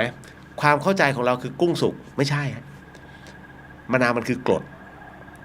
แล้วกุ้งเนี่ยผิวมันบอบบางมากพอถึงตรงนั้นเสร็จปุ๊บเนี่ยมันจะเปลี่ยนสีทันทีออกเป็นสีส้มคุณคิดไหมว่าที่หัวกุ้งเนี่ยมีพยาธิกี่ตัวต่อ1ตัวนะฮะของฟรีจึงไม่มีในโลกนะฮะ ดังนั้นคนที่ชอบเปิดกุ้งเต้นคุณถ่ายท้องดูคุณจะเห็นนะเป็นพยาธิทั้งนั้นนะที่มันออกมาจากลำไส้นั่นนะนั่นคือตัวผลกรรมที่มันต้องมีสิ่งตอบแทนของฟรีจึงไม่มีในโลกนะฮะเพราะฉะนั้นถามว่าทรมานไหมจากกุ้งที่มันโดนแล้วเขาแม่ค้าคุกกุบใส่ข้าวคั่วมาเนี่ยปุ๊บคุกสุกแล้วมันไม่สุกนะฮะให้ตายมันก็ไม่สุกมันแค่เปลี่ยนสีเพราะว่าตัวกรดมะนาวนะฮะนี่คือความเข้าใจถ้าคนที่คิดว่าไอ้ตัวเนี้ยมันสุกจริงๆไปเรียนสุขศึกษาใหม่ผมว่าอันเนี้ยน่าจะช่วยย้ำเตือนได้ว่าเฮ้ยคุณน่าจะลืมไปนะฮะถ้าทำสุกมันต้องทำด้วยความร้อนนะฮะเขาเรียกว่าสุกจากกรดไม่ใช่นะฮะมันแค่ทำปฏิกิริยานะฮะเพราะฉะนั้นทรมานไหมทรมานอีกประเภทหนึ่งกรรมที่ได้รับเหมือนคือไอ้ประเภทหมึกช็อตใช่ไหมโอ้ชอบเหลือเกินคือคุณจะเห็นไหมฮะว่าประเทศเกาหลีเนี่ยที่ได้มันจะมีโรคประเภทหนึ่งซึ่งตัวคนเขาจะเป็นจุดอะประเภทที่หมึกประเภทชอบเคี้ยวหมึกนะฮะแล้วก็งับนะครับโอ้มีหนวดมันงี้นั่นนะฮะมันทรมานแต่มันมีบางอย่างครับที่ต้องทำปฏิกิริยากับร่างกายคือกูไม่ให้ตายฟรีนะฮะไหนๆจะตายแล้วคุณคิดว่ามันจะแช่งไหม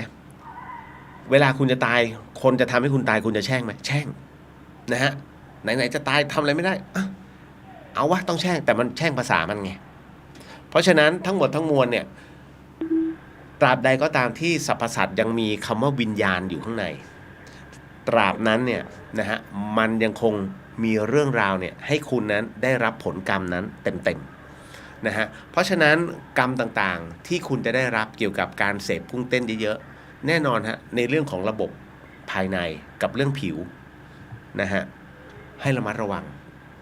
นี่คือสิ่งที่มันเกิดขึ้นนะฮะเพราะฉะนั้นคนที่กินกุ้งเต้นอยู่บ่อยๆพิจารณาใหม่นะฮะอันนี้ก็เลย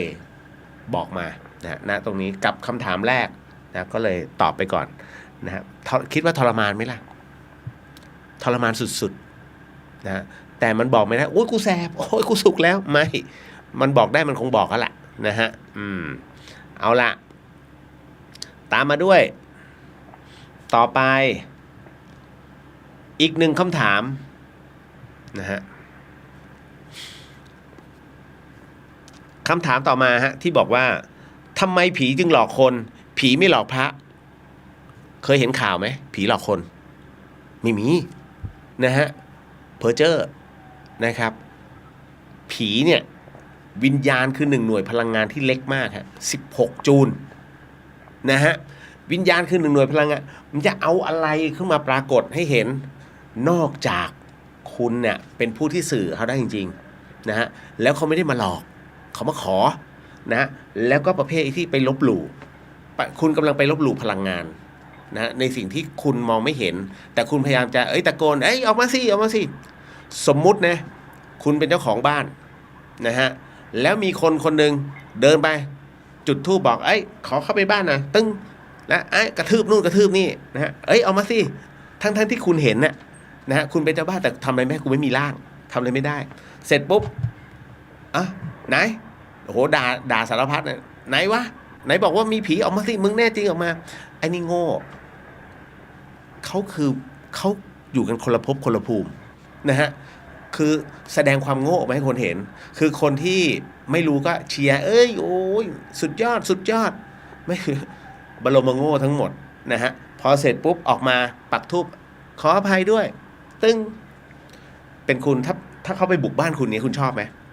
เนี่ยเขาเรียกไปหาเรื่องแล้วเมื่อไหร่ก็ตามที่ธาตุขันธ์ของคุณอ่อนลงเมื่อนั้นคุณเจอเขาแน่ฮะ100%อันนี้หนีไม่พ้นกี่คนแล้วฮะที่ไปลุยเรื่องผีแล้วชีวิตบั้นปลายไม่เคยมีความสุขเลยมันโดนดูดซับหมดสิ่งที่คุณทำเนี่ยมันโดนดูดออกมันไม่ได้เรื่องดีฮะมันเป็นการรบหลู่เขาถ้าดีเนี่ยผมทำไปนานแล้วโพโลมะหลอนสมัยก่อนที่ทำเนี่ยที่เชียงใหม่นะฮะออกเช่นกันแต่ครูบาอาจารย์บอกว่ามันไม่ใช่เรื่องดี นะผมก็มานั่งพิจารณาใช่คือเราไปบุกบ้านเขาอะแล้วก็ท้าทายสารพัดเพื่อให้เห็นเฮ้ยถ้าเขาต้องการให้เห็นเนี่ยคุณไม่ต้องมานั่งเลยเดี๋ยวเขามาปรากฏให้เห็นเองถ้ามีบุญพอนะฮะเพราะฉะนั้นเรื่องบางเรื่องไม่ใช่เรื่องของเราอย่าไปยุ่งนะฮะพอเจอครูบาอาจารย์เตือนอย่างนี้เสร็จปุ๊บตั้งแต่นั้นมาเนี่ยไม่ผมก็รอรายงานต่างๆนี่นู่นนั่นทุกๆรายการผมถามว่าทั้งรายการนะที่คุณเสพกันอยู่เนี่ยเฮ้ยมีผีนี่นู่นนั่นกี่คนที่เห็นคุณเชื่อคนนั้นกับคุณเชื่ออีกคนหนึ่งทั้งรายการเนี่ยมีถ้าเบื้องหลังคุณไปดูเนี่ยมีประมาณ50คนแต่คนเห็นมี2คน2คนนั้นเห็นเหมือนกันไหมนะฮะบางคนอุ๊ยเห็นคนเดียวแต่คุณต้องเชื่อคนนี้เหมือนหวยอ่ะโอ้ยขอที่นี่ศักดิ์สิทธิ์มากเนี่ยฉันถูกรางวัลที่1นี่นู่นนั่นมึงไปถามคนอื่นดินะฮะอีกเป็นพันๆคนที่ก็ไม่ถูกไม่ถามอ่ะมันถูกอยู่คนเดียวไม่ใช่แค่สิ่งศักดิ์สิทธิ์อย่างเดียวมันต้องเป็นบุญที่ผสมกลมกลืนกันมาแล้วมันบวกกันผนึกปุ๊บคุณถึงได้มีบุญก็ไปขอเหมือนกันน่ะแล้วทำไมกูไม่ได้วะนี่ไงฮะเพราะฉะนั้นมันเป็นเรื่องของอาจินไตยนะฮะพูดลำบากฮะผีจึงหลอกคนไหมนะฮะไอประเภทบอกโอ้ปอบมานี่นู่นนั่นนะฮะปอบเนี่ยมาเป็นตัวไอ้ที่ไปหลอกแหกตาโอ้มาเป็น500-600คนเขาเรียกกองทัพฮะแก4-5คนเนี่ยที่ไปวิ่งจับปอบอย่างนั้นเนี่ยเดี๋ยวเขาเลี้ยงเป็นคอกฮะปอบมาทีเป็นร้อยๆนะฮะต้องมีสมองนิดนึงเวลาไตร่ตรองฮะในเรื่องราวแบบนี้นะฮะถามว่ามันมีจริงไหมมันมีจริงเรื่องราวเหล่านี้มันมีจริงแต่มันไม่ได้มาหลอกกันพร่ำเพรื่อนะฮะมันสุดเหตุจริงๆเนี่ยนะฮะสุดของการที่ต้องการอะไรบางอย่างบางสิ่งบางอย่างเนี่ยเขาถึงได้มาปรากฏแต่เราไปพูดคำว่าหลอกจริงๆเขามาขอทำบุญให้หน่อยดิฮะใช่ไหมที่เขามาปรากฏเขาไม่ได้มาหลอกนะแต่คุณใช้คำว่าหลอกไม่ได้หลอกฮะแต่คนเนี่ยนะฮะเอ้ยโอนหน่อยมีพัสดุมา กสทช.คุณมีปัญหาเรื่องของหมายเลขโทรศัพท์ไอ้เนี่ยเขาเรียกหลอกแล้วคุณก็โอน เนี่ยไอ้อย่างเงี้ยเขาเรียกหลอกคนนะฮะน่ากลัวกว่านะครับก็เป็นอีกหนึ่งเหตุปัจจัยเอาไว้คิดกันนะครับผีไม่หลอกพระไม่ใช่พระยังโดนผีหลอกก็มีจริงๆแต่พิจารณาตามเหตุปัจจัยนะฮะมี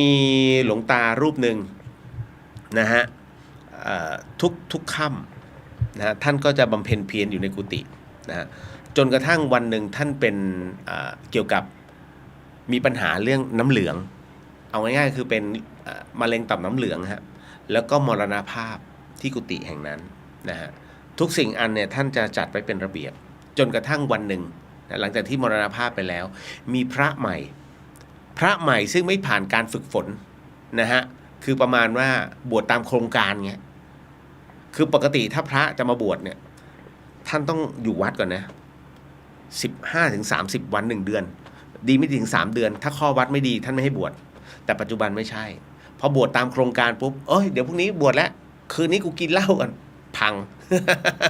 นะฮะพอเสร็จปุ๊บเนี่ยข้อวัดไม่ได้ก็เลยไปถูกเจ้าอาวาสบอกมันไม่มีที่พักก็ไปพักกุฏินี้แล้วกันซึ่งไม่มีใครรู้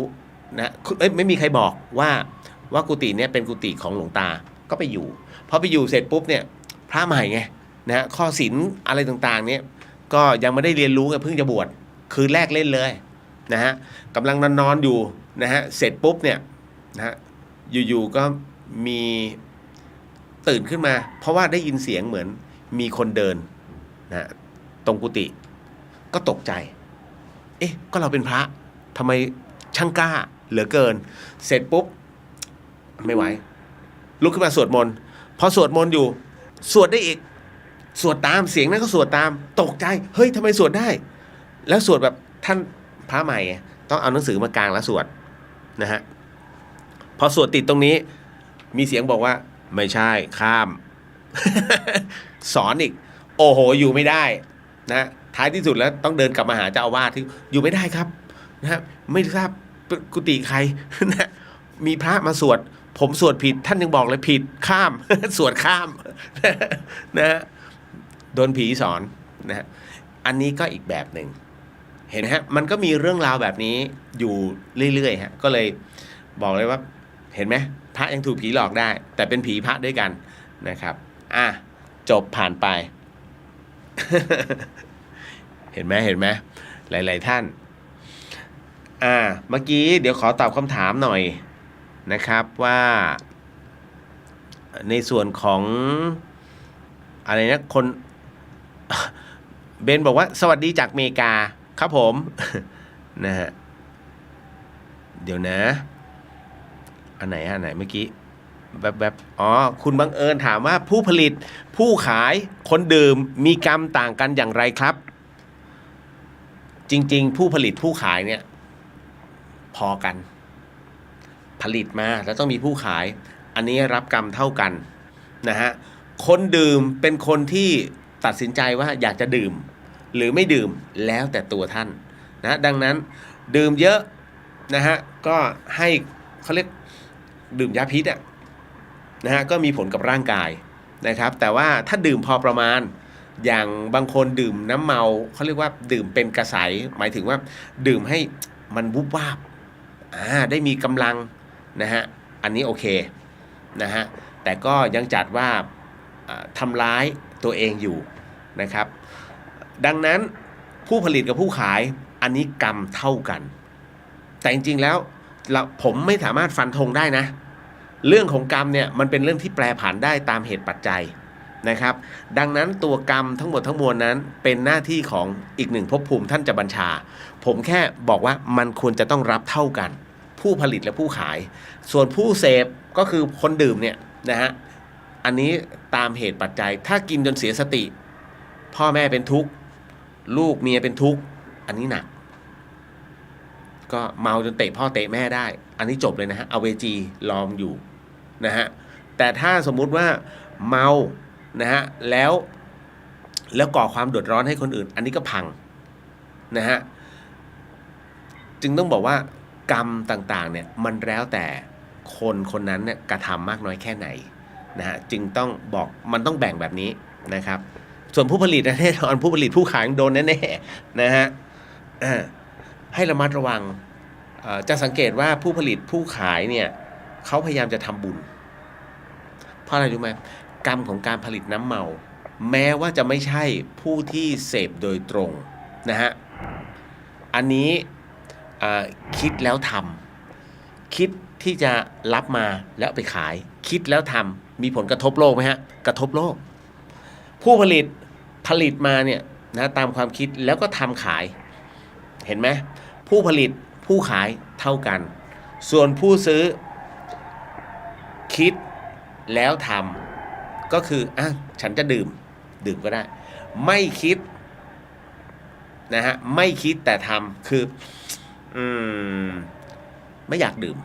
ฉันไม่คิดจะดื่มแต่บังเอิญว่าที่บ้านมีวางไว้สักอันนึงแหมมันเปรี้ยวปากสักหน่อย ไม่คิดหรอกจะซื้อแต่ของฟรีกูกิน อันนี้ไม่คิดแต่ทำนะฮะคิดแล้วไม่ทำแหมซื้อไปสักหน่อยมันก็ดีแต่อย่าเลยเปลืองตังค์จบอะไรที่ต้องรับกรรมฮะสองอย่างแรกคิดแล้วทำนะฮะไม่คิดแต่ทำคิดแล้วไม่ทำอันนี้แหละไม่ต้องรับกรรมได้แต่คิดเก็ตนะครับเอาล่ะก็เคลียร์เนาะ ตามมาด้วยอะไรนะเดี๋ยวนิดนึงนะฮะพัชพลบอกว่าเดี๋ยวนะฮะจริงอย่างที่พี่เลียวว่าของฟรีไม่มีในโลกฮะถ้ากินดิบเตรียมได้พยาธินี่คือกฎการแลกเปลี่ยนที่เท่าเทียมกันรวมถึงผลกระทบจากการกระทำด้วยขนาดซื้อหนังสือยังมีกฎการแลกเปลี่ยนที่เท่าเทียมกันถึงจ่ายเงินไปแล้วและได้มันนะฮะการแลกเปลี่ยนคือคุณที่ต้องรักษาหนังสือเช่นเดียวเราซื้อรถเราก็ต้องรักษารถหรือว่าผ่อนรถเพราะบางครั้งการแลกเปลี่ยนที่เท่าเทียมกันใช่ว่าจะมาในรูปกระทำที่เห็น อ๋อ ขออภัยครับนะฮะแต่มันมาในรูปแบบนามธรรมที่เรามักมองไม่เห็นและคนส่วนใหญ่ก็จะมองข้ามนะฮะขอบคุณมากฮะน้องพัชพล โอ้แย่แล้วน่าจะเชื่อว่าควรจะหยุดไม่เป็นไรมาฮะได้อยู่ครับคุณชายสวัสดีครับพี่สวัสดีครับผมนะฮะตามมาด้วยเอาละคำถามต่อไป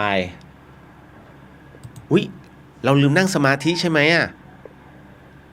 ขออนุญาต2 นาทีได้ไหม3 นาทีนะฮะขออนุญาตในการนั่งสมาธินะฮะ ลืมเลยมีหน้าแปลกๆเปล่ามันมีบางอย่างมาเตือนไม่มีใครบอกผมเรื่องนี้นะเห็นไหมขนาดนั่งในรายการยังมาเลย ไม่หรอกคือเราเคยทำกันประจำไงเราผมว่ามันขาดอะไรไปอย่างนะมีหน้านะมาแล้วไม่ต้องกลัวนะฮะเรารายการธรรมะเดี๋ยวเฮียน ข้ามก็ไม่ได้ขออนุญาตนะฮะเดี๋ยวขออนุญาตเรานั่งกรรมฐานกัน3 นาทีครับเพื่อเป็นอานิสงส์ให้กับทุกๆคนด้วยแล้วก็ให้กับเหล่าสัมภเวสีที่หลายๆท่านเขาอาจจะมารออยู่นะครับแล้วก็น้อมให้พวกเขาหน่อยนึงนะฮะก็ใครถนัดแบบไหนเรานั่งแบบนั้นนะฮะสำหรับใครที่ถนัดพุทโธในการนั่งสมาธิก็หลับตาแล้วก็พุทโธพุทโธพุทโธไปเรื่อยๆจนกระทั่งค่อยๆผ่อนคำบริกรรมออกไปกำหนดจุดศูนย์รวมแห่งความว่างเอาไว้ไม่ว่าจะเป็นที่ปลายจมูกนะฮะไปที่หัวใจนะหรือว่าลิ้นปี่เนี่ยนะหรือว่าที่สะดือหรือว่าท้องน้อยแล้วแต่ท้ายที่สุดแล้วคำบริกรรมจะหายไปใครที่ถนัดกรรมฐานน้ำเย็นก็ใช้ความเย็นจับให้เป็นความว่างที่ท้องน้อยนะส่วนใครที่นมะพะทะนั้นนะฮะก็ไม่เป็นไรเราจับลมทั้งหมดให้เป็นความว่างซะนะฮะส่วนที่ใครที่ถนัดสัมมาอรหังนะฮะเราก็กำหนดดวงแก้วเอาไว้ในหัวใจนะครับทั้งหมดทั้งมวลคือความว่างขออนุญาตในการบรรยายทำไปด้วยนะเพราะว่าเรากำลังออกอากาศในช่วงของThe Hien ซึ่งมันไม่สามารถจะเดทแอร์ได้นะตอนนี้เป็นเวลาเที่ยงคืน20 นาทีเราจะไปออกกรรมฐานกันเที่ยงคืน23 นาทีนะฮะถ้าพร้อมแล้วก็ขออนุญาตนะฮะหลับตาฮะนะฮะแล้วก็บริกรรมคำภาวนาแล้วแต่ท่านถนัดนะฮะตามเหตุปัจจัยคุณผู้ฟังครับในเรื่องราวของจิตเดิมแท้นั้นนะฮะต้องบอกว่าเป็นเรื่องราวที่ท่านพระอาจารย์ประโมทโชนะครับได้ยกตัวอย่างของหลวงปู่เทศรังสีนะฮะที่ท่านได้ปฏิบัติภาวนาในเรื่องราวตรงนี้นะฮะดังนั้นถ้าจะพูดถึงนะฮะในสิ่งที่หลวงพ่อท่านได้กล่าวไว้นะฮะว่าถ้าพวกเราไม่ต้องพูดถึงเรื่องฌานนั้นเราเข้าฌานไม่เป็นเรารู้ทันเวลาจิตมันก็จะไหลไปจมแล้วก็ไปแช่อยู่กับอารมณ์อย่างสมมุติว่าเราหายใจเข้าพุทธหายใจออกโทอยู่จิตก็จะไหลไป2 ลักษณะนั่นก็คือ 1. มันจะไหลไปจมแช่อยู่กับลมหายใจหรือไปจมอยู่ที่พุทโธก็จะลืมกายลืมใจโลกนี้มีแต่ลมหายใจมีแต่พุทโธจิตมันก็ไหลลงไปจิตนั้นมันก็จะไหลแล้วก็ไปยึดอยู่ที่ตัวลมยึดอยู่ที่ตัวพุทโธบางทีหายใจเข้าพุทหายใจออกโทอยู่ดีๆก็หนีไปคิดเรื่องอื่นมันก็ลืมลมหายใจลืมพุทโธจิตก็หลงไปคิดไปตรึกในเรื่องราวต่างๆแล้วก็ไปจมอยู่ในเรื่องราวอันนั้นตรงนี้ก็ไม่มีผู้รู้เพราะฉะนั้นจิตมันจะผิดอยู่2 อันเวลาเราทำกรรมฐานอันหนึ่งมันลงไปจมอยู่ที่อารมณ์ที่หลวงพ่อเรียกว่ามันไปเพ่งอารมณ์มันไปจมแช่อยู่ที่อารมณ์ไม่มีจิตผู้รู้มีแต่จิตผู้เพ่งอีกอันหนึ่งก็คือจิตนั้นมันหลงไปเรื่องอื่นมันลืมอารมณ์กรรมฐานอันนี้ก็ไม่มีจิตผู้รู้มีแต่จิตผู้หลงเพราะฉะนั้นไม่ใช่จิตผู้หลงก็ ก็เป็นจิตผู้เพ่งผู้เผลอไปจิตมันชอบพลิกไปพลิกมาในสิ่งเหล่านี้แต่ถ้าจิตเราถลำลงไปอยู่กับลมหรือถลำไปอยู่ที่ท้องขยับมือแล้วจิตก็ไหลไปอยู่ที่มืออะไรอย่างนี้เรารู้ทันว่าจิตมันเคลื่อนไปวิตกวิจารจะขาดทันทีเลยจิตก็จะตั้งมั่นขึ้นมาเอโกทิวาภะน้อยๆก็จะเกิดขึ้นจะไม่ได้แข็งแรงทนทานเท่าคนที่เขาเข้าฌาน1ฌาน2ฌาน3ฌาน4ฌาน5ฌาน6ฌาน7ฌาน8ถ้าเข้าฌาน2ถึง8อย่างถูกต้องแล้วพอถอยออกมาเอโกที่ภาวะตัวนั้นยังแข็งแรงบางทีอยู่ในอุปปาจารสมาธิทรงอยู่ในอุปปาจารสมาธิบางทีก็ถอยมาอยู่ที่คณิกะสมาธิรู้สึกตัวอยู่ได้ทั้งวันเลยก็มีโดยไม่ได้เจตนาจะรู้สึกนะฮะนั่นก็คือสิ่งที่พระอาจารย์ท่านได้กล่าวไว้นะฮะก็ทั้งหมดทั้งมวลนะเท่านี้ค่อยๆถอนสมาธิฮะค่อยๆถอนสมาธิลืมตาค่อยๆลืมตานะฮะยิ่งดึกยิ่งเงียบนะฮะมิใช่ยิ่งดึกยิ่งดัง นะฮะเอาละครับก็ขอโมทนาสาธุกับทุกท่านนะครับที่เข้าสมาธิกันมีหน้าผมลืมอะไรไปอย่างหนึ่งแล้วก็เขาก็มาเตือนนะฮะ นิดหนึ่งเนาะเอาละผ่านพ้นไปแล้วนะครับกับเรื่องราวตรงนี้มากับคำถามต่อไปโอ้ยเหลียวเอ้ยไม่น่านะฮะไม่ผมลืมจริงๆนะเมื่อกี้พอผมก็ไปคำถามต่อไปเขาก็มาเตือนไงสมาธิ ประมาณนั้นผมไม่ได้อยู่ในเพื่อนเหลืองผมกล้าพูดเลยนะฮะถ้าคุณออกไปเนี่ยถ้าท่านใดที่มาวัดสายหินนะฮะที่เชียงใหม่เนี่ยแล้วถ้าขึ้นมาท่านจะเห็นกูเต็มไปหมดเลยฮะกูเต็มนะนั่นแหละบางท่านยังมีจิตอาวรณ์อยู่กับวัดนะฮะเป็นผู้ที่ถูกผูกมัดนะฮะบางท่านน่าสงสารตรงที่ญาติบางคนชังแล้วเอามาไว้ตามยถากรรมก็รับรู้ได้นะฮะแต่มันช่วยไม่ได้เพราะว่าผมไม่รู้ว่าอยู่หลุมไหนแล้วก็ทำอะไรเอาไว้คือเมืองเหนือเนี่ยคุณผู้ฟังฮะผมจะเล่าเรื่องหนึ่งให้ฟังก็คือมันก็จะมีประเภทแค้นฝังหุ่นเมื่อมีความแค้นต่อกันในเหล่าตระกูลเดียวกันส่วนใหญ่จะเป็นเรื่องอะไรฮะสมบัตินะฮะสมบัติพ่อสมบัติแม่นี่แหละพอแบ่งไม่ลงตัวเสร็จปุ๊บบางคนติดการพนันสมัยก่อนไงถ้าย้อนกลับไปในอดีตบางคนติดการพนันนะแต่บางคนเขาได้ทรัพย์มาเขาทำให้มันทวีเพิ่มไอ้คนติดการพนันก็มีแต่สุดลงไอ้คนเห็นแก่เรียกว่าครอบครัวเขาก็ทำแบบทวีเพิ่มคนหมดปุ๊บแล้วจะยังไงก็ผ่านสมบัติหมดแล้วนี่เลยฮะก็จะไปขอไปพึ่งเขามันไม่ได้นะฮะสมบัติในเมื่อได้มาให้มาเท่ากันก็ต้องพัฒนาให้มันก้าวขึ้นไปแต่คราวนี้พอคนหนึ่งจมด้วยการพนันอีกคนนั้นเจริญด้วยสิ่งที่ตัวเองนั้นได้ทำนะฮะคนที่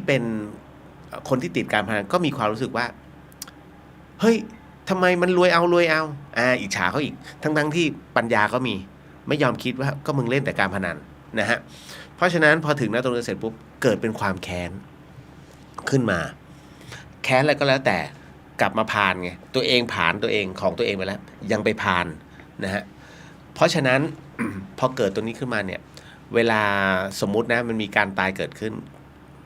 คนนี้ก็เหมือนกับแค้นที่ไม่ช่วยพอไม่ช่วยเนี่ยในวันที่น่าจะเป็นส่วนของการเอากระดูกเข้ามานะเอามาใส่เอาไว้เนี่ยเขาก็จะใส่ของบางอย่างลงไปเหมือนกับเป็นการสะกดไม่ให้ไปไหนอันนี้น่าเห็นใจมันก็มีฮะมันคือต้องบอกว่าอะไรที่เป็นมูลเกิดขึ้นไม่ว่าจะเป็นเรื่องราวของผีชื่อแบบนั้นชื่อแบบคุณเคยได้ยินผีม้าบองไหมผีม้าบ้องที่เมืองเหนือฮะคุณยังงงเลยฮะ คนคนอีสานก็อะไรวะคนกรุงเทพยิ่งฮะ เอ่อหูเดี๋ยวนะหัวหัวเป็นคนตัวเป็นม้าใช่ไหมฮะใช่ไหมหรือว่าหัวเป็นม้าตัวเป็นคนผมจำไม่ได้ละผีม้าบ้องของเมืองเหนือ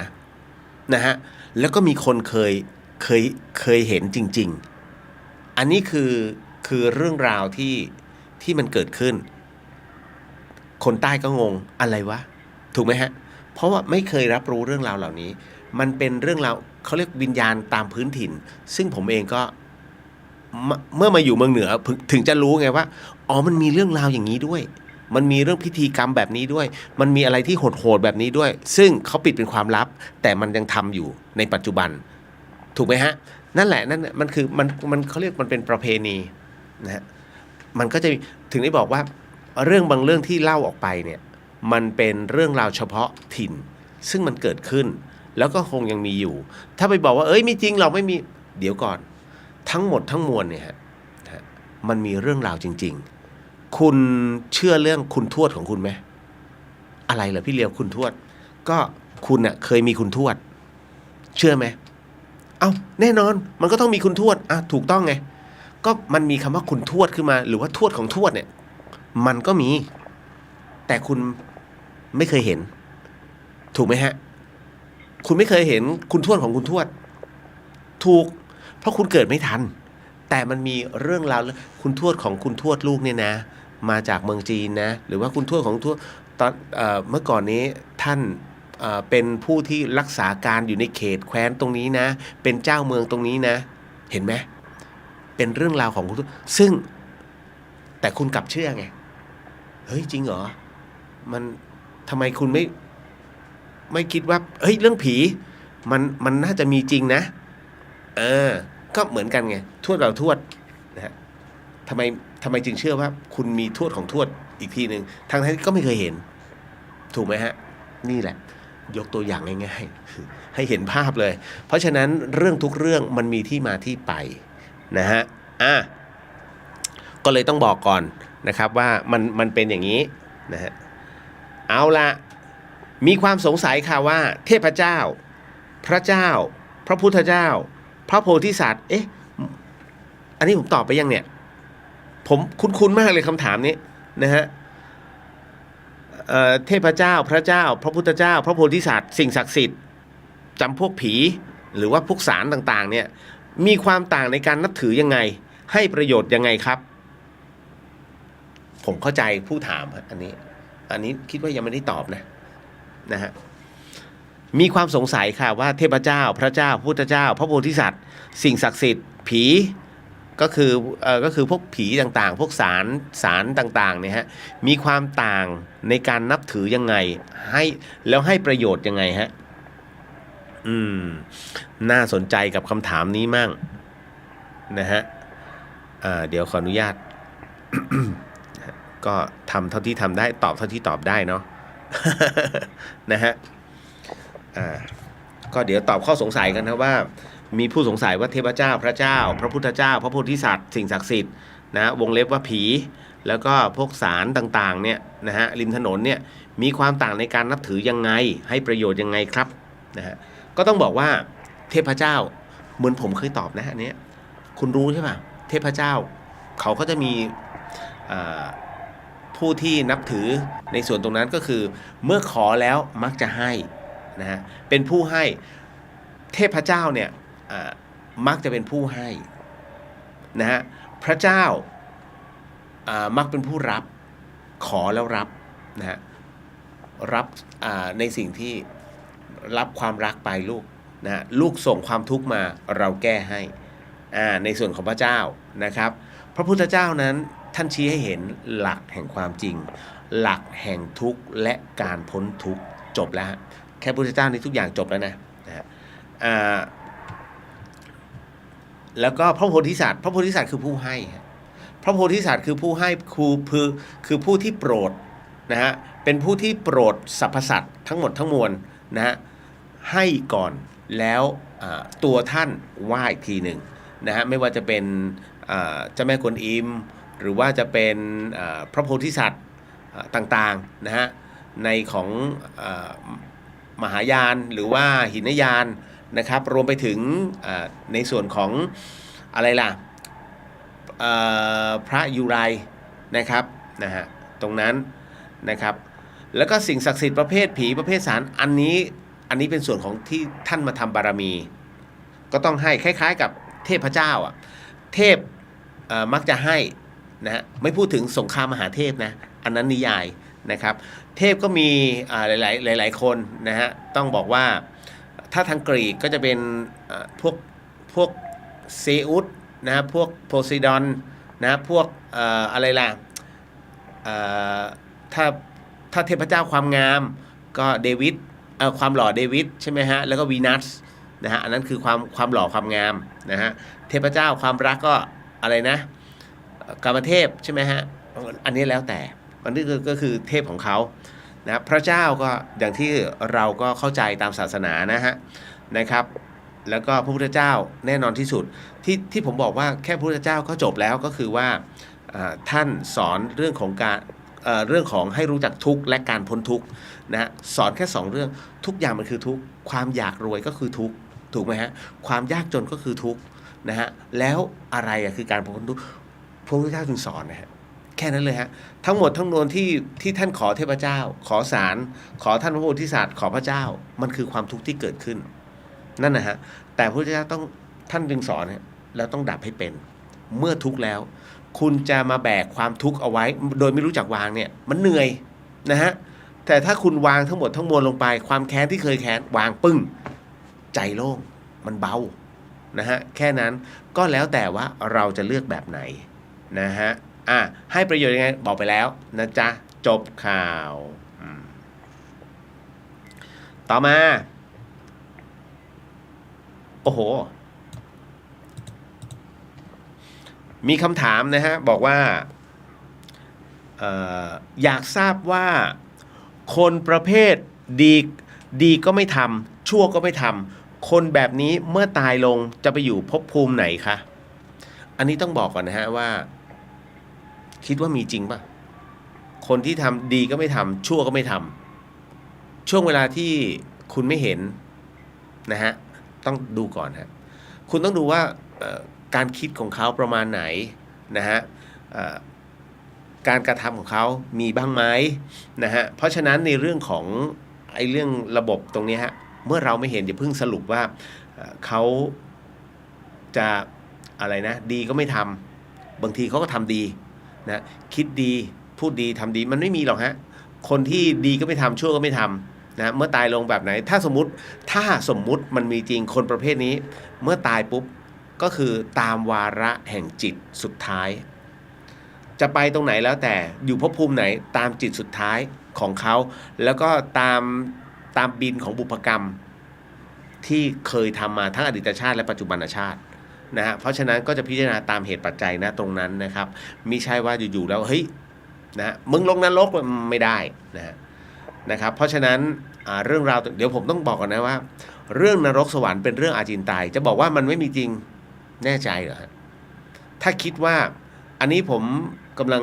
พูดถึงบุคคลที่ชอบแอนตี้เรื่องนรกสวรรค์ถ้าผมขออนุญาตใช้คำของหลวงพี่ภัสกรนะฮะถ้าท่านคิดว่านรกไม่มีจริงท่านอธิษฐานเลยฮะนะฮะข้าพเจ้าเป็นบุคคลที่ไม่เชื่อเรื่องนรกว่ามีจริงเพราะฉะนั้นถ้าข้าพเจ้าตายลงขอสัมผัสนะฮะว่าไปเลยชอบขุมไหนแล้วกี่ชาติบอกว่าขอเสพสุขอยู่ในนั้นเลยนะฮะไม่ต้องขึ้นมาอีกเลยนะฮะเอาเลยฮะอธิษฐานลองดูนะจะได้รู้ว่าอ๋อมันไม่มีจริงหรอกแล้วค่อยกลับมาบอกเขานะเมื่อผ่านไปหลายอสงไขยนะครับนี่แหละลองดูผมไปบรรยายเรื่องราวเนี่ยกับนรกสวรรค์นะฮะแล้วเด็กๆบางคนเขาแอนตี้ตอนนั้นเป็นพระนะผมตอนนั้นเป็นพระแอนตี้ผมเลยบอกว่าเอาอย่างนี้คุณโยมน้องทั้งหลายถ้าน้องคิดว่านรกมันไม่มีจริงหลวงพี่ขอแนะนำโยมน้องยกมือขึ้นมาพนมมืออธิษฐานเลยนะฮะผมก็ใช้มุกหลวงพี่เลยฮะอธิษฐานเลย นะข้าพเจ้าชื่อนี้นามสกุลนี้ข้าพเจ้าไม่เชื่อเรื่องนรกว่าจะมีจริงดังนั้นเมื่อไหร่ก็ตามที่ข้าพเจ้าตายไปก็ขอให้ข้าพเจ้าลงไปที่ ไม่ต้องผุดไม่ต้องเกิดอีกเลยเอาไหมเงียบตั้งแต่นั้นมาเนี่ยเขาก็ไม่เชิญผมอีกเลย นะทำให้เด็กกลัวคือบางครั้งต้องบ่งครับบ่งให้รู้ว่ามันมีเรื่องราวเหล่านี้เพราะถ้าไม่มีมันไม่ถูกเขาเรียกว่าไม่ถูกบันทึกเอาไว้นะฮะแล้วก็หลายๆครั้งหลายๆคราที่หลุดมาได้มาเกิดใหม่ก็มีแล้วก็ยังมาบอกเพราะฉะนั้นในเรื่องของนรกสวรรค์นะคุณอย่าคิดว่ามันไม่มีจริงนะฮะคนที่เขามากลับมาเกิดใหม่เนี่ยทั่วโลกเลยเขาก็มาพูดกันนะฮะคุณคิดว่าประเทศไหนที่ไม่มีผีมั้งไม่มีพิธีกรรมเกี่ยวกับผีมั้งคุณยกมาหนึ่งประเทศไม่มีนะฮะอย่างน้อยต้องมีนับถือเทพเจ้าอย่างน้อยต้องนับถือไม่ใช่โอ้ข้าเป็นใหญ่ไม่ใช่คุณแค่ส่วนน้อยส่วนใหญ่เขานับถือกันหมดคนที่บอกไม่เชื่อเรื่องนั้นไม่เชื่อเรื่องคุณเนี่ยเป็นคนที่เรียกว่ามองโลกด้านเดียวคือด้านคุณไม่มองให้กว้างผมเองเนี่ยกว่าจะเชื่อเรื่องนี้ได้เนี่ยนานมากนะฮะต้องอาศัยอะไรหลายๆอย่างในเรื่องของการเข้ามาเพราะผมเป็นคนที่ขี้สงสัยไม่เชื่อเรื่องราวประเภทนี้ถ้าไม่ตายนะผมก็ยังไม่เชื่อบังเอิญมันตายแล้วมันฟื้นไอ้ช่วงที่ตายเนี่ยมันเห็นไงพอเห็นอ๋อโอเคกูเชื่อแล้ว นั่นแหละฮะเอาฮะคุณกำลังฟังเดอะเฮียนเฮอร์ FM รัส 4.50 เมกะเฮิรตซ์เชียงใหม่นะครับฮะก็เลยต้องบอกไว้ก่อนอันนี้ต้องขานอยู่เรื่อยๆเพราะว่าออกอากาศผ่านสถานีวิทยุนะฮะจบนะฮะต่อมาอันนี้น่าสนใจมากคำถามนี้ผมชอบมากเดี๋ยวนะฮะมีท่านใดถามเพิ่มเติมไหมกุ๊บกิ๊บพี่เรียวมีความคิดเห็นยังไงคะเกี่ยวกับการเปลี่ยนชื่อที่วัดทุ่งยูตอนนี้เสียงแตกค่ะอ่านจากคอมเมนต์ค่ะบ้างก็บอกว่างมงายบ้างก็บอกเปลี่ยนไปจริงค่ะการเปลี่ยนชื่อนะฮะคุณเคยดูคลิปไหมพัชรพัฒน์นี่กำลังส่งลูกให้กับอธิปไตยอะไรกับมันเนี่ยโอ้ปวดหัวเพื่อนะบางคนก็คือชื่อเนี่ยมันก็มีผลนะฮะในเรื่องของเขาเรียกว่าเป็นตัวนำของชีวิตนะฮะพุทธิสิทธิ์เนี่ยนะครับชื่อนี้จริงๆเมื่อก่อนผมชื่อนรชัยนะเมื่อรวมกำลังกันแล้วเนี่ยมันเหมือนกับว่าอันนี้หนักชีวิตจะหนักพอเปลี่ยนเป็นชื่อพุทธิสิทธิ์ปุ๊บเป็นคนของสังคมทันทีฮะเป็นคนที่ทำงานไม่เอาเงิน ผมว่าผมชอบนะจริงๆนะเงินเข้ายากมากแต่เรื่องกุศลจะเยอะผมก็เลยเลือกชื่อนี้แหละชอบนะแล้วก็จากนั้นเป็นต้นมาก็ใช้นี่มาตลอดผมเปลี่ยนมาตั้งนานแล้วนะฮะเมื่อก่อนอีกชื่อหนึ่งส่วนกรณีที่วัดทุ่งยูเนี่ยนะฮะทราบมานานแล้วนะฮะก็มันเป็นอย่าบอกว่างมงายเลยอักษรนี่คือเลขศาสตร์นะฮะต้องบอกว่าทั้งหมดทั้งมวลนั้นตัวเลขศาสตร์เนี่ยมันจะเป็นตัวไขเรื่องราวเป็นสถิตินะฮะเช่นโหราศาสตร์ที่ใช้ดูดวงคงเบ้งใช้ดวงดาวเป็นตัวนำนะฮะแล้วก็ใช้หลักเรียกว่าทั้งหมดทั้งมวลเนี่ยโหราศาสตร์ของคงเบ้งเนี่ยฮะผมถึงได้เชื่อว่าคงเบ้งที่ยิ่งใหญ่มาได้เพราะว่าเขามีหลักจิตวิทยาในการโน้มน้าวแล้วก็ดูฤกษ์ดูยามเก่งมากแล้วก็ดูดวงดาวจนกระทั่งวาระสุดท้ายคงเบ้งดูดาวนะแล้วรู้ว่าดาวเนี้ยเป็นดาวประจำเขาเริ่มหลีลง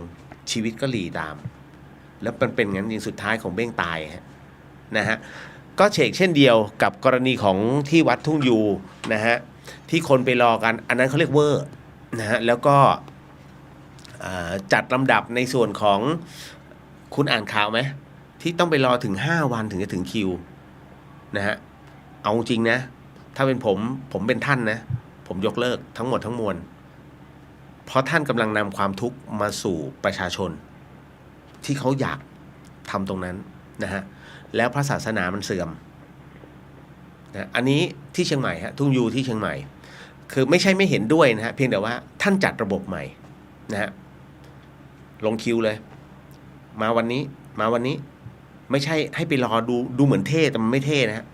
คนที่เป็นนอนรอที่วัดท่านน่ะนะฮะมันกลายเป็นอะไรก็ไม่รู้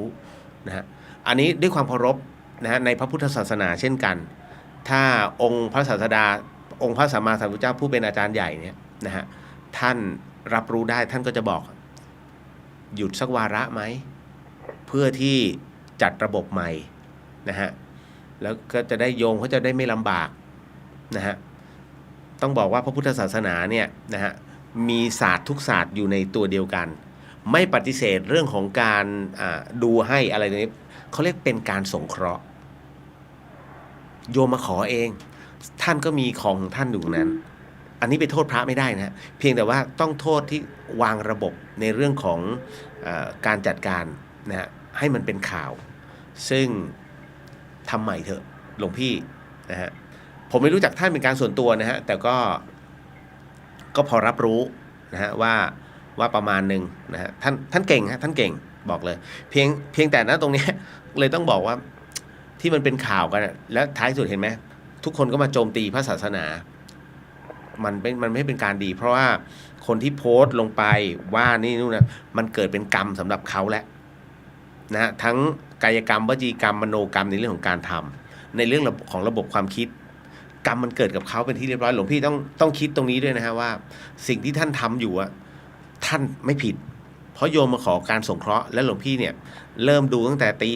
โยมจะเริ่มดูตั้งแต่ตี 5นะฮะแต่หลวงพี่ต้องจัดการให้มันดีแค่นั้นนะฮะแล้วก็เป็นไปได้ตามหลักการนะอย่างที่ผมบอกฮะมันจะทำให้สะเทือนคณะสงฆ์และหลวงพี่เองอาจจะซวยนะเพราะว่าถ้าหนักเข้าจริงๆเนี่ยเดี๋ยวท่านเจ้าคณะท่านจะจัดการนะฮะอันนี้ก็คือผมพูดได้เพราะเราสถานีพุทธศาสนาผมก็ไม่อยากให้เชียงใหม่ประมาณนี้นะอันนี้ต้องบอกก่อนนะจ๊ะขอบคุณมากกุ๊บกิ๊บจริงๆพี่เดียวก็เพิ่งจะมารู้เมื่อหัวค่ำนะเรื่องวัดทุ่งยูนะครับน้องแอมบอกว่าน้องเคยไปรอตั้งแต่4 ทุ่มถึง6 โมงคุณพระช่วย4 ทุ่มเลยเหรอโอ้โหหายใจทิ้งกี่ชั่วโมงเนี่ย4 ทุ่ม5 ทุ่มเที่ยงคืนตี 1ตี 2ตี 3ตี 4ตี 5 6 8 ชั่วโมงหายใจทิ้งที่วัดทุ่งยูอะฮะโอ้โหหลวงพี่จัดระบบใหม่เถอะมันกลายเป็นว่าคนที่เขารอเนี่ยมันเหมือนกับว่าเขานอนไม่เขาพวกนี้จะพักผ่อนไม่เพียงพอเนี่ยเขาจะลุ้นเลยว่าเฮ้ยถึงคิวยังถูกไหมเขารอนะฮะถามว่าตรงนี้เป็นกรรมไหมฮะเป็นกรรมทั้งผู้ดูเป็นกรรมทั้งผู้รอต่างคนต่างรับกรรมตามเหตุปัจจัยฮะอันนี้ไม่วิพากษ์แต่ว่าให้รู้ว่าหลวงพี่จัดระบบใหม่พอแล้วนะฮะโอ้โหตายแล้ว ขอบพระคุณข้อมูลนะครับอันนี้ตามมาด้วยอันนี้ชอบมากถ้าคนที่หักหลบหักรถหลบคนหรือสัตว์ที่เขาเดินตัดที่มันเดินตัดหน้ากระทันหันจนตัวเองเจ็บหนักหรือเสียชีวิตแบบนี้เนี่ยเรียกว่าที่หมายที่ต้องไปเนี่ยอยากทราบว่าจะจำแนกไปแบบไหนอันนี้เดี๋ยวนะครับขออนุญาต นิดหนึ่ง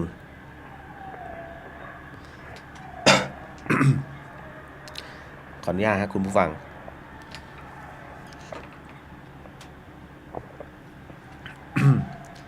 อันนี้มีผู้ถามมาฮะว่าถ้าคนที่หักรถหลบคนหรือสัตว์ที่เดินตัดหน้ากระทันหันอันนี้เข้าใจนะฮะจนตัวเองนั้นต้องเจ็บหนักหรือว่าเสียชีวิตลงแบบนี้หากต้องไปตามที่หมายหมายถึงตายพูดกันตรงๆนะฮะอยากทราบว่าจะจำแนกแบบไหนมันมีทั้งสองอย่างแต่ว่าอันนี้ต้องดูตามเหตุปัจจัยด้วยจิตสุดท้ายครับคุณผู้ฟังครับจิตสุดท้ายนั้นเป็นหลักนะฮะในเรื่องของการที่เราจะขึ้นหรือจะลงตามภพภูมิถ้าจิตสุดท้ายของเรานั้นอย่างกรณีตรงนี้ผู้ที่หักหลบ นะฮะแล้วบาดเจ็บ อันนี้ถือว่าเป็นการเขาเรียกว่ามีกรรมร่วมกันนะฮะเพราะว่าถ้ามันไม่เป็นจังหวะนั้นนะแล้วเป็นจังหวะที่รถเรามานะฮะณตรงนั้นเราหักหลบอันเนี้ยแสดงว่าเขากับเราเคยสร้างกรรมกันไว้ณตรงนั้นนะฮะณชาติภพนั้นเหตุสิ่งใดสิ่งหนึ่งก็ตามท้ายที่สุดแล้วพอหักหลบแล้วทำให้เราบาดเจ็บอันนี้ยังไม่ตายสมมุติยังไม่ตายบาดเจ็บอันนี้คือในเรื่องของตัวกรรมหรือว่าเคราะห์ของเรานั่นแหละนะฮะแล้วพอรักษาไปเสร็จปุ๊บคราวนี้ให้รับรู้ว่าจิตสุดท้ายนั้นเราทรมานหรือว่าเรารับสภาพที่เราเป็นอยู่ได้จนกระทั่งเราเสียชีวิตลง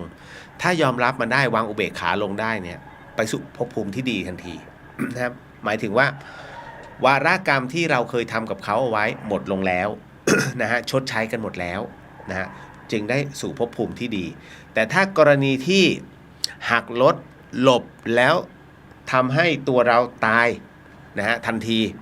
ต้องดูด้วยวาระนั้นเนี่ยตัวจิตของเราตกใจมากน้อยแค่ไหนนะฮะหรือว่าไม่ทันตกใจกรณีของคนไม่ทันตกใจคืออะไรคนที่หลับอยู่ข้างๆแล้วก็ตายไปพร้อมกับคนขับคนเนี้ยคนที่หลับเนี่ยจะไม่รู้ว่าตัวเองไปแล้วนะคนหลับพักผ่อนจิตของเขาอยู่ในความว่างอยู่ในความสงบเป็นไปตามวาระเป็นไปตามวาระแห่งจิตนะครับดังนั้นที่หมายของแต่ละคนจึงไม่เหมือนกันด้วยตามสภาวะของตัวกรรมส่วนคนนะฮะถ้าสมมุติคุณหักรถเพื่อหลบหมาอันนี้เป็นกรรมซึ่งกันและกันหมายถึงว่ามันเนี่ยเป็นตัวเจ้ากรรมในเวรเราตั้งแต่ชาติก่อนแต่ถ้าเป็นคนแล้วถ้าเป็นคนคุณกระทำแบบนี้ทำให้คนอื่นบาดเจ็บหรือเสียชีวิตลงคุณก็เตรียมรับกรรมแล้วเป็นกรรมที่หนักด้วยแล้วเดินเฉยๆอย่างเงี้ยไม่รับรู้อย่างที่ผ่านๆมาบั้นปลายชีวิตคนพวกนี้ที่ไปชนเขาหรือว่าเป็นเหตุให้เขาต้องเสียชีวิตแล้วหนีเองนะฮะอยู่ไม่สุขฮะเขาจะมีปัญหาชีวิตอยู่เรื่อยๆเพราะเขาทำให้คนนั้นน่ะหมายถึงว่าเป็นต้นเหตุของคนเขาต้องมีปัญหากันตลอด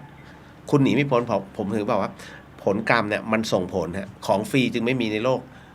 กฎแห่งกรรมยุติธรรมเสมอมันเป็นกฎสมดุลโลกนะครับก็ผ่านพ้นไปตรงนี้นะฮะเอาละ อันนี้สนุกคำถามต่อมานะฮะมีผู้ถามมาว่าพอดีผมไปถวายสังฆทานให้กับแม่ให้กับคุณแม่คือคุณแม่วายชนไปแล้วคราวนี้ได้ยินพระท่านบอกกันว่าอันนั้นถังท่านอันนี้ถังท่าน ตกลงว่าสังฆทานนี้เราถวายเพื่อท่านหรือว่าหมู่ท่านครับงงมาก ผมบอกไปแล้วว่าสังฆะเนี่ยแปลว่าหมู่นะทานก็คือการทำให้สังฆทานนั้นหมายถึงว่า1ถังมิใช่ของรูปนั้นรูปเดียวถ้า1ถังเป็นของรูปนั้นรูปเดียวอาบัติเดี๋ยวพระท่านต้องเข้าใจก่อนนะฮะบางทีพระรุ่นใหม่ไม่เข้าใจอุ้ยทำพระสังฆทานมาต้องเป็นไม่ใช่คือเขาจะต้องเอาไปไว้เป็นส่วนกลางแล้วก็แยกของพระกุฏินี้ขาดผงซักฟอกเอาไปพระกุฏินี้ขาดจากที่พันเอาไปเนี่ยฮะแจกในหมู่สงฆ์สังฆทานก็คือการแจกนะฮะแจกในหมู่นะของนะเป็นของหมู่สงฆ์ไม่ใช่สงฆ์รูปใดรูปหนึ่งเดี๋ยวหลายรูปจะเข้าใจผิดเพราะฉะนั้นในเรื่องของการทำพระสังฆทานผมถึงได้บอกว่าทำไมพวกที่เขาขายน้ำเมาหรือว่าผลิตน้ำเมาจึงของพวกนี้เป็นของต้องห้ามที่องค์พระสัมมาสัมพุทธเจ้านั้นท่านบอกอยู่แล้วว่าไม่ค้านน้ำเมานะฮะเพราะฉะนั้นอันนี้พอค้านน้ำเมาเนี่ยมันค้านเพราะเมื่อคนดื่มไปแล้วมันขาดสติมีฆ่ากันมีทะเลาะกันดังนั้นตัวกรรมเนี่ยมันจึงมีผลทั้งหมดทั้งมวลเขาจึงเลือกที่จะทำบุญฮะดังนั้นในส่วนของการทำบุญเนี่ยอย่างที่ผมเคยกล่าวไว้นะพระอาจารย์ภัสกร บุริวัฒโนท่านก็เลยเขียนเอาไว้เลยฮะว่าในส่วนของสมดุลโลกสมดุลใจสมดุลธรรมนะว่าในกรณีของผู้ที่จะต้องเขาเรียกว่าที่เราควรจะทำบุญแยกนาบุญนะฮะคุณผู้ฟังมันต้องเขาเรียกว่ามีการแยกนาบุญ อย่างที่ว่าเฮ้ยถ้าคุณจะต้องทำบุญเนี่ยคุณต้องทำบุญแบบไหนกับนาบุญแบบไหนบางคนบอกโอ้ยฉันก็ทำนี่นู่นนั่นเนี่ยเดี๋ยวก็บริจาคใช่อันนั้นก็เหตุหนึ่งฮะการทำบุญเพื่อสังคมที่ดีไม่มีปัญหาแต่การที่จะลบล้างในสิ่งที่เรานั้นเคยทำมาแล้วมันทำให้หลายๆคนนั้นมีปัญหากับชีวิตหรือว่าครอบครัวอาจจะเขาเรียกว่าอาจจะล่มสลายได้นะมันต้องหาตัวแปรที่สำคัญนั่นก็คือต้องหาผู้ที่มีศีลหรือว่าพระผู้ที่เรียกว่าเป็นพระสุปฏิปันโนในการทำบุญเพราะใช้คำว่าค่าตัวของคนเราจึงไม่เท่ากันถูกไหมฮะถ้าค่าตัวคนเราเท่ากันคุณไปสมัครงานเนี่ยเงินเดือนคุณจะเท่ากันหมดไม่มีการมาซื้อตัวนะฮะเพราะลำดับชั้นมันต้องเท่ากันเมื่อมึงเป็นผู้จัดการกูก็ต้องเป็นผู้จัดการเท่ากันไงถูกไหมฮะไม่มีใครเป็นลูกน้องหรือว่าไม่มีใครเป็นระบบล่างๆเลเบอร์ทั้งหลายไม่มีฮะมันต้องเท่ากันทั้งหมดเงินเดือนจึงขึ้นอยู่กับตัวบุญของแต่ละคนเวลาจัดจ้างงานดังนั้นให้คุณดูนะฮะตารางของผู้มีศีลเขาถึงได้เลือกไงฮะว่าคนที่ทำบุญเนี่ยเขาจึงเลือกนาบุญอย่างคนทุศีลมีทุศีลคือไม่มีศีลเนี่ยนะฮะทั่วไปไม่เชื่อเรื่องนี้แต่ในเมื่อเขาลำบากมาเราช่วยเมื่อเราช่วยกับคนที่เป็นคนทุศีลเนี่ยทำหนึ่งได้หนึ่งนะฮะตักข้าวไปหนึ่งทัพพีเขาบุญก็จะกลับมาแค่ข้าวหนึ่งทัพพีถูกไหมฮะดังนั้นถ้าเราทำบุญกับคนปุถุชนคนธรรมดาประเภทมีศีลบ้างไม่มีศีลบ้างทำข้าวหนึ่งทัพพีคุณจะได้กลับมา100ทัพพีแต่ถ้าสมมุติว่าเป็นกัลยาณชนล่ะเป็นผู้ที่มีศีลนะฮะเป็นผู้ที่มีศีลเรียกว่าหายใจเข้าหายใจออกเป็นศีลอย่างกัลยาณชนเนี่ยทำบุญด้วยข้าว1ทัพพีบุญที่ตีกลับมาเนี่ย10,000ทัพพีนะฮะเห็นไหมค่าตัวเริ่มผิดกันแต่ถ้าทำบุญกับเหล่าพระโสดาบันนะพระโสดาบันนี้คือรักษาศีลเท่าชีวิต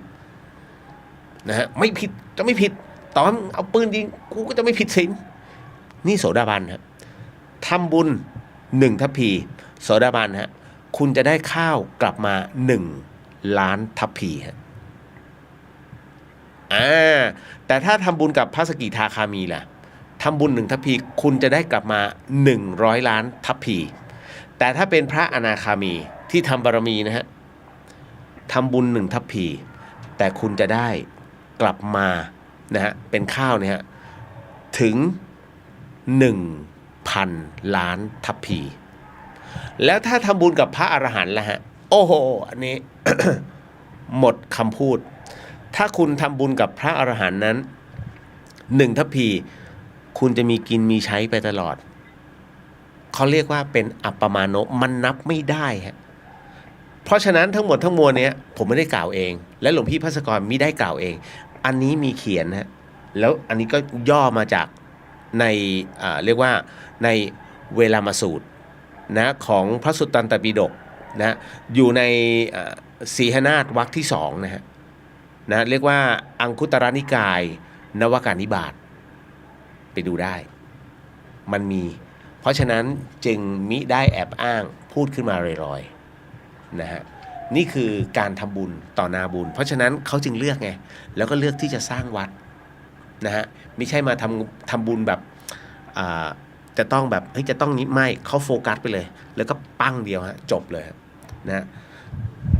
จะคล้ายๆกับองคุลิมานฮะนะอานิสงส์แห่งกรรมนั้นจะกลายเป็นอโหสิกรรมแต่มันยังโดนเศษกรรมอยู่แค่นั้นเองนะฮะต่อมานะฮะไม่ต้องงงนะจ๊ะในเรื่องของพระสังฆทานจบนะจ๊ะ อ๋อเบนบอกว่าฟังแล้วขนลุกจิตใจฟูมากค่ะสาธุนะฮะอันนี้ท่านรับแค่20คนต่อวันค่ะบางคนรอตั้งแต่เที่ยงค่ะกุ๊บกิ๊บต้องไปดูใหม่ นะฮะใช่ฮะ20คนต่อวันแต่ เขากลัวบางคนมาแต่ไกลล่าสุดคุณเมธสิทธิ์สวัสดีครับพี่เดียวสวัสดีครับผมนะฮะเอาละก็มาอันนี้อะไรเอ่ยพี่คะอยากทราบพอไหมเนี่ยเวลาไม่น่าพอมั้งนะฮะกุ้งเต้นไปแล้วผีหลอกไปแล้วนะฮะไม่ผมยังไม่ได้ทำมาร์กนะฮะพี่คะอยากทราบว่าการที่เราเดินไปถึงที่ใดที่หนึ่งแล้วมีความรู้สึกขนลุกแล้วหนูก็รู้สึกได้ถึงบางอย่างที่มองไม่เห็นเราจะรู้ได้ยังไงว่าเราถูกวิญญาณตามมาแล้วก็จะไล่ไปอย่างไรครับนี่ไงเหมือนที่พี่เลียวเล่าให้ฟังอ่ะวันนี้ที่ผมโดนอ่ะนะฮะขับรถอยู่แล้วเฮ้ยนะพอดีผมมียันท้าวเวสสุวรรณอยู่เดี๋ยวแหมให้ชาวบ้านแล้วตัวเองจะไม่เก็บไว้เหรอผมก็ยังมีอยู่อีก5 แผ่นนะฮะผมก็จะใส่กรอบไว้นะฮะแต่บังเอิญก็ที่รถจะเป็นองค์นะก็เอามายื่นผมไม่ได้มามีวิชามันต้องมานั่งไล่ผีไม่ต้องขนาดนั้นฮะไม่ขออาศัยท้าวเวสสุวรรณท่านช่วยก่อนเลย นะถ้ามีความรู้สึกอย่างนั้นเนี่ยผมจะบอกว่าเขามาขอบุญน้องฮะมีโอกาสไปทำบุญเนาะนะฮะจริงเพราะว่าวันที่ทำอโหสิกรรมอ่ะผมก็โดนนะฮะแล้วก็กลับไปที่ห้องก็ยังรู้สึกได้ครับว่าโอ้โหแรงมากแล้วก็ครูบาอาจารย์บอกโมทนาสาธุด้วยเพราะว่าวันนั้นน่ะเหมือนกับว่านอกจากเราที่ทำอโหสิกรรมกันแล้วก็ยังมีเรียกว่าสมาชิกใหม่กัลยาณมิตรท่านใหม่ๆเพิ่งจะเข้ามาแล้วก็มาทำแล้วอันนี้เล่าสู่กันฟังนะฮะฟังหูไว้หูไม่ต้องอะไรมากมายนะเพราะว่าณตรงเนี้ยท่านก็บอกว่ามีว่ะก็เช็คแล้วเราเช็คให้แล้วมีคนทำแท้งนะแล้วก็มาร่วมโมทนาตรงนี้แล้วก็เด็กเขาก็ไปกวนนะก็เราก็มีความรู้สึกอย่างนั้นผมว่าใช่ครับก็ผมก็โดนอยู่อาจารย์นะแล้วท้ายที่สุดแล้วเนี่ยก็คลายลงเพราะว่าวันนั้นก็ต้องส่งให้เขาเลยนะฮะเราก็รับรู้ได้แล้ววันอาทิตย์ก็เลยทำบุญทำพระสังฆทานทิพย์ยาวเลยฮะวันนั้นนะฮะอันนี้ก็เลยต้องบอกเอาไว้ก่อนนะครับโดนเหมือนกันไม่ใช่ไม่โดนนะฮะเรื่องราวแบบนี้นะฮะก็ถ้ารู้สึกแบบนั้นเนี่ยแสดงว่าเขามาขอแล้วน้องมีสัมผัสแล้วคือผัสสะทั้งหมดเนี่ยคนเรามันมีด้วยกันนะฮะได้5 ส่วนตาหูจมูกปากนะฮะแล้วก็ปากไม่สัมผัสตาหูจมูกแล้วก็สัมผัสแล้วก็ตัวจิต5 อย่างปากไม่ได้ปากคุณจะเป็นแลบลิ้นคุณไม่ใช่งูนะฮะมาสัมผัสมีผีด้วยงูแลบลิ้นแบบไม่ใช่ดังนั้นเนี่ยนะฮะผัสสะของคนเรามันยังถูกจำกัดไงนะฮะว่ารับรู้สึกได้เนี่ยมันจะมีเข้ามาแค่ตรงนี้นะฮะเพราะฉะนั้นในส่วนตรงนี้ฮะก็เลยต้องฝากเอาไว้ก่อนนะฮะเดี๋ยวเอาไว้ต่อเนื่องอีกทีนึงนะครับในส่วนกับคำถามตรงนี้เนาะนะฮะคอยเตือนผมนะพรุ่งนี้นะครับผมเองก็ขี้ลืมเนี่ยแก่แล้ว ขออนุญาตนะฮะหมดเวลาเนาะสาธุสิ่งหนึ่งสิ่งใดที่ผิดพลาดพลั้งไปต้องขออโหสิกรรมณที่นี้ไม่ได้ตั้งใจหรือมีเจตนาก็ขอมอบไอ้ส่งผลบุญในค่ำคืนนี้ถวายแด่องค์พระสัมมาสัมพุทธเจ้าทุกๆพระองค์พระธรรมเจ้าทุกๆพระองค์พระอริยสังฆเจ้าทุกๆพระองค์พระปัจเจกพุทธเจ้าทุกๆพระองค์พระสิติมหาสาวกเจ้าทุกๆพระองค์แล้วก็พรหมเทพเทวดาทั้งหลายสรรพสัตว์สรรพวิญญาณทั้งหลายของข้าพเจ้ารวมไปถึงของคุณผู้ฟังทั้งหลายก็ขอให้ได้รับส่งผลบุญในค่ำคืนนี้ด้วยเช่นกันครับขอมอบส่งผลบุญในค่ำคืนนี้ถวายแด่หลวงพี่ภาสกรภูริวัฒโนภาวิไลก็ขอให้ได้รับส่งผลบุญในค่ำคืนนี้ด้วยเช่นกันขอมอบส่งผลบุญในค่ำคืนนี้ให้กับครูบาอาจารย์ทั้งหลายนะครับแล้วก็ของข้าพเจ้ารวมไปถึงของคุณผู้ฟังก็ขอให้ได้รับอานิสงส์ผลบุญในค่ำคืนนี้ด้วยเช่นกันขอมอบอานิสงส์ผลบุญในค่ำคืนนี้ให้กับเหล่าสัมภเวสีทั้งหมดทั้งมวลรวมไปถึงคนทันนะฮะทั้งหมดทั้งมวลก็ขอให้ได้รับอานิสงส์ผลบุญในค่ำคืนนี้ด้วยเช่นกันขอมอบอานิสงส์ผลบุญในค่ำคืนนี้ให้กับคุณผู้ฟังที่ฟังทั้ง FM 104.50 เมกะเฮิรตซ์ทั้งจังหวัดเชียงใหม่แล้วก็จังหวัดใกล้เคียงรวมไปถึงคุณผู้ฟังที่ฟังในช่อง YouTube ของวัดไฟหินแล้วก็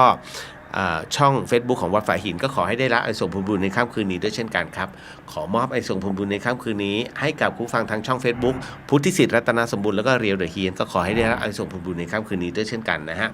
ก็พบกันใหม่นะฮะในวันพรุ่งนี้ขออนุญาตในเรื่องของการแผ่เมตตาสักครู่ฮะสัพพโรกาวินิมุตโตสัพพสันตาปวาจิโตสัพพเวรมตีกันโตนิปุตโตสัพพิติโยวิวันชันตุสัพพโรโกวินาสตุมาเตภวะวันตรายโยสุขีที่คายุโกภวะอภิวาทนาสีหริสนิจังวุธาปัจจายิโนจัตตารโรธรรมาวัฒนติอายุวันโนสุขังพระลังนิพพานังปรมังสุขัง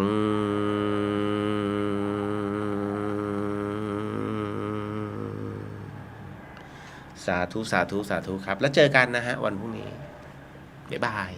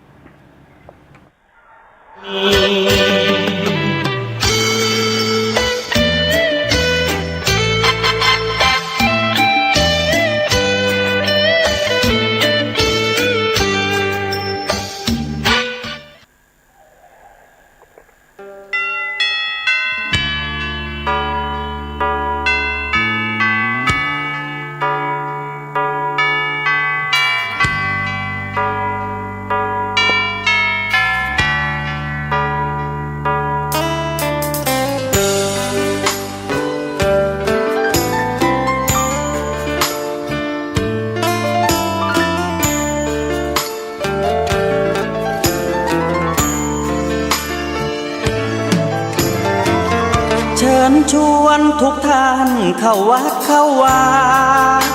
ฟังธรรมะจากหลวงตาเสริมชีวาให้สุขสดใสยึดมั่นหลักธรรมคำสอนไว้ให้ขึ้นใจ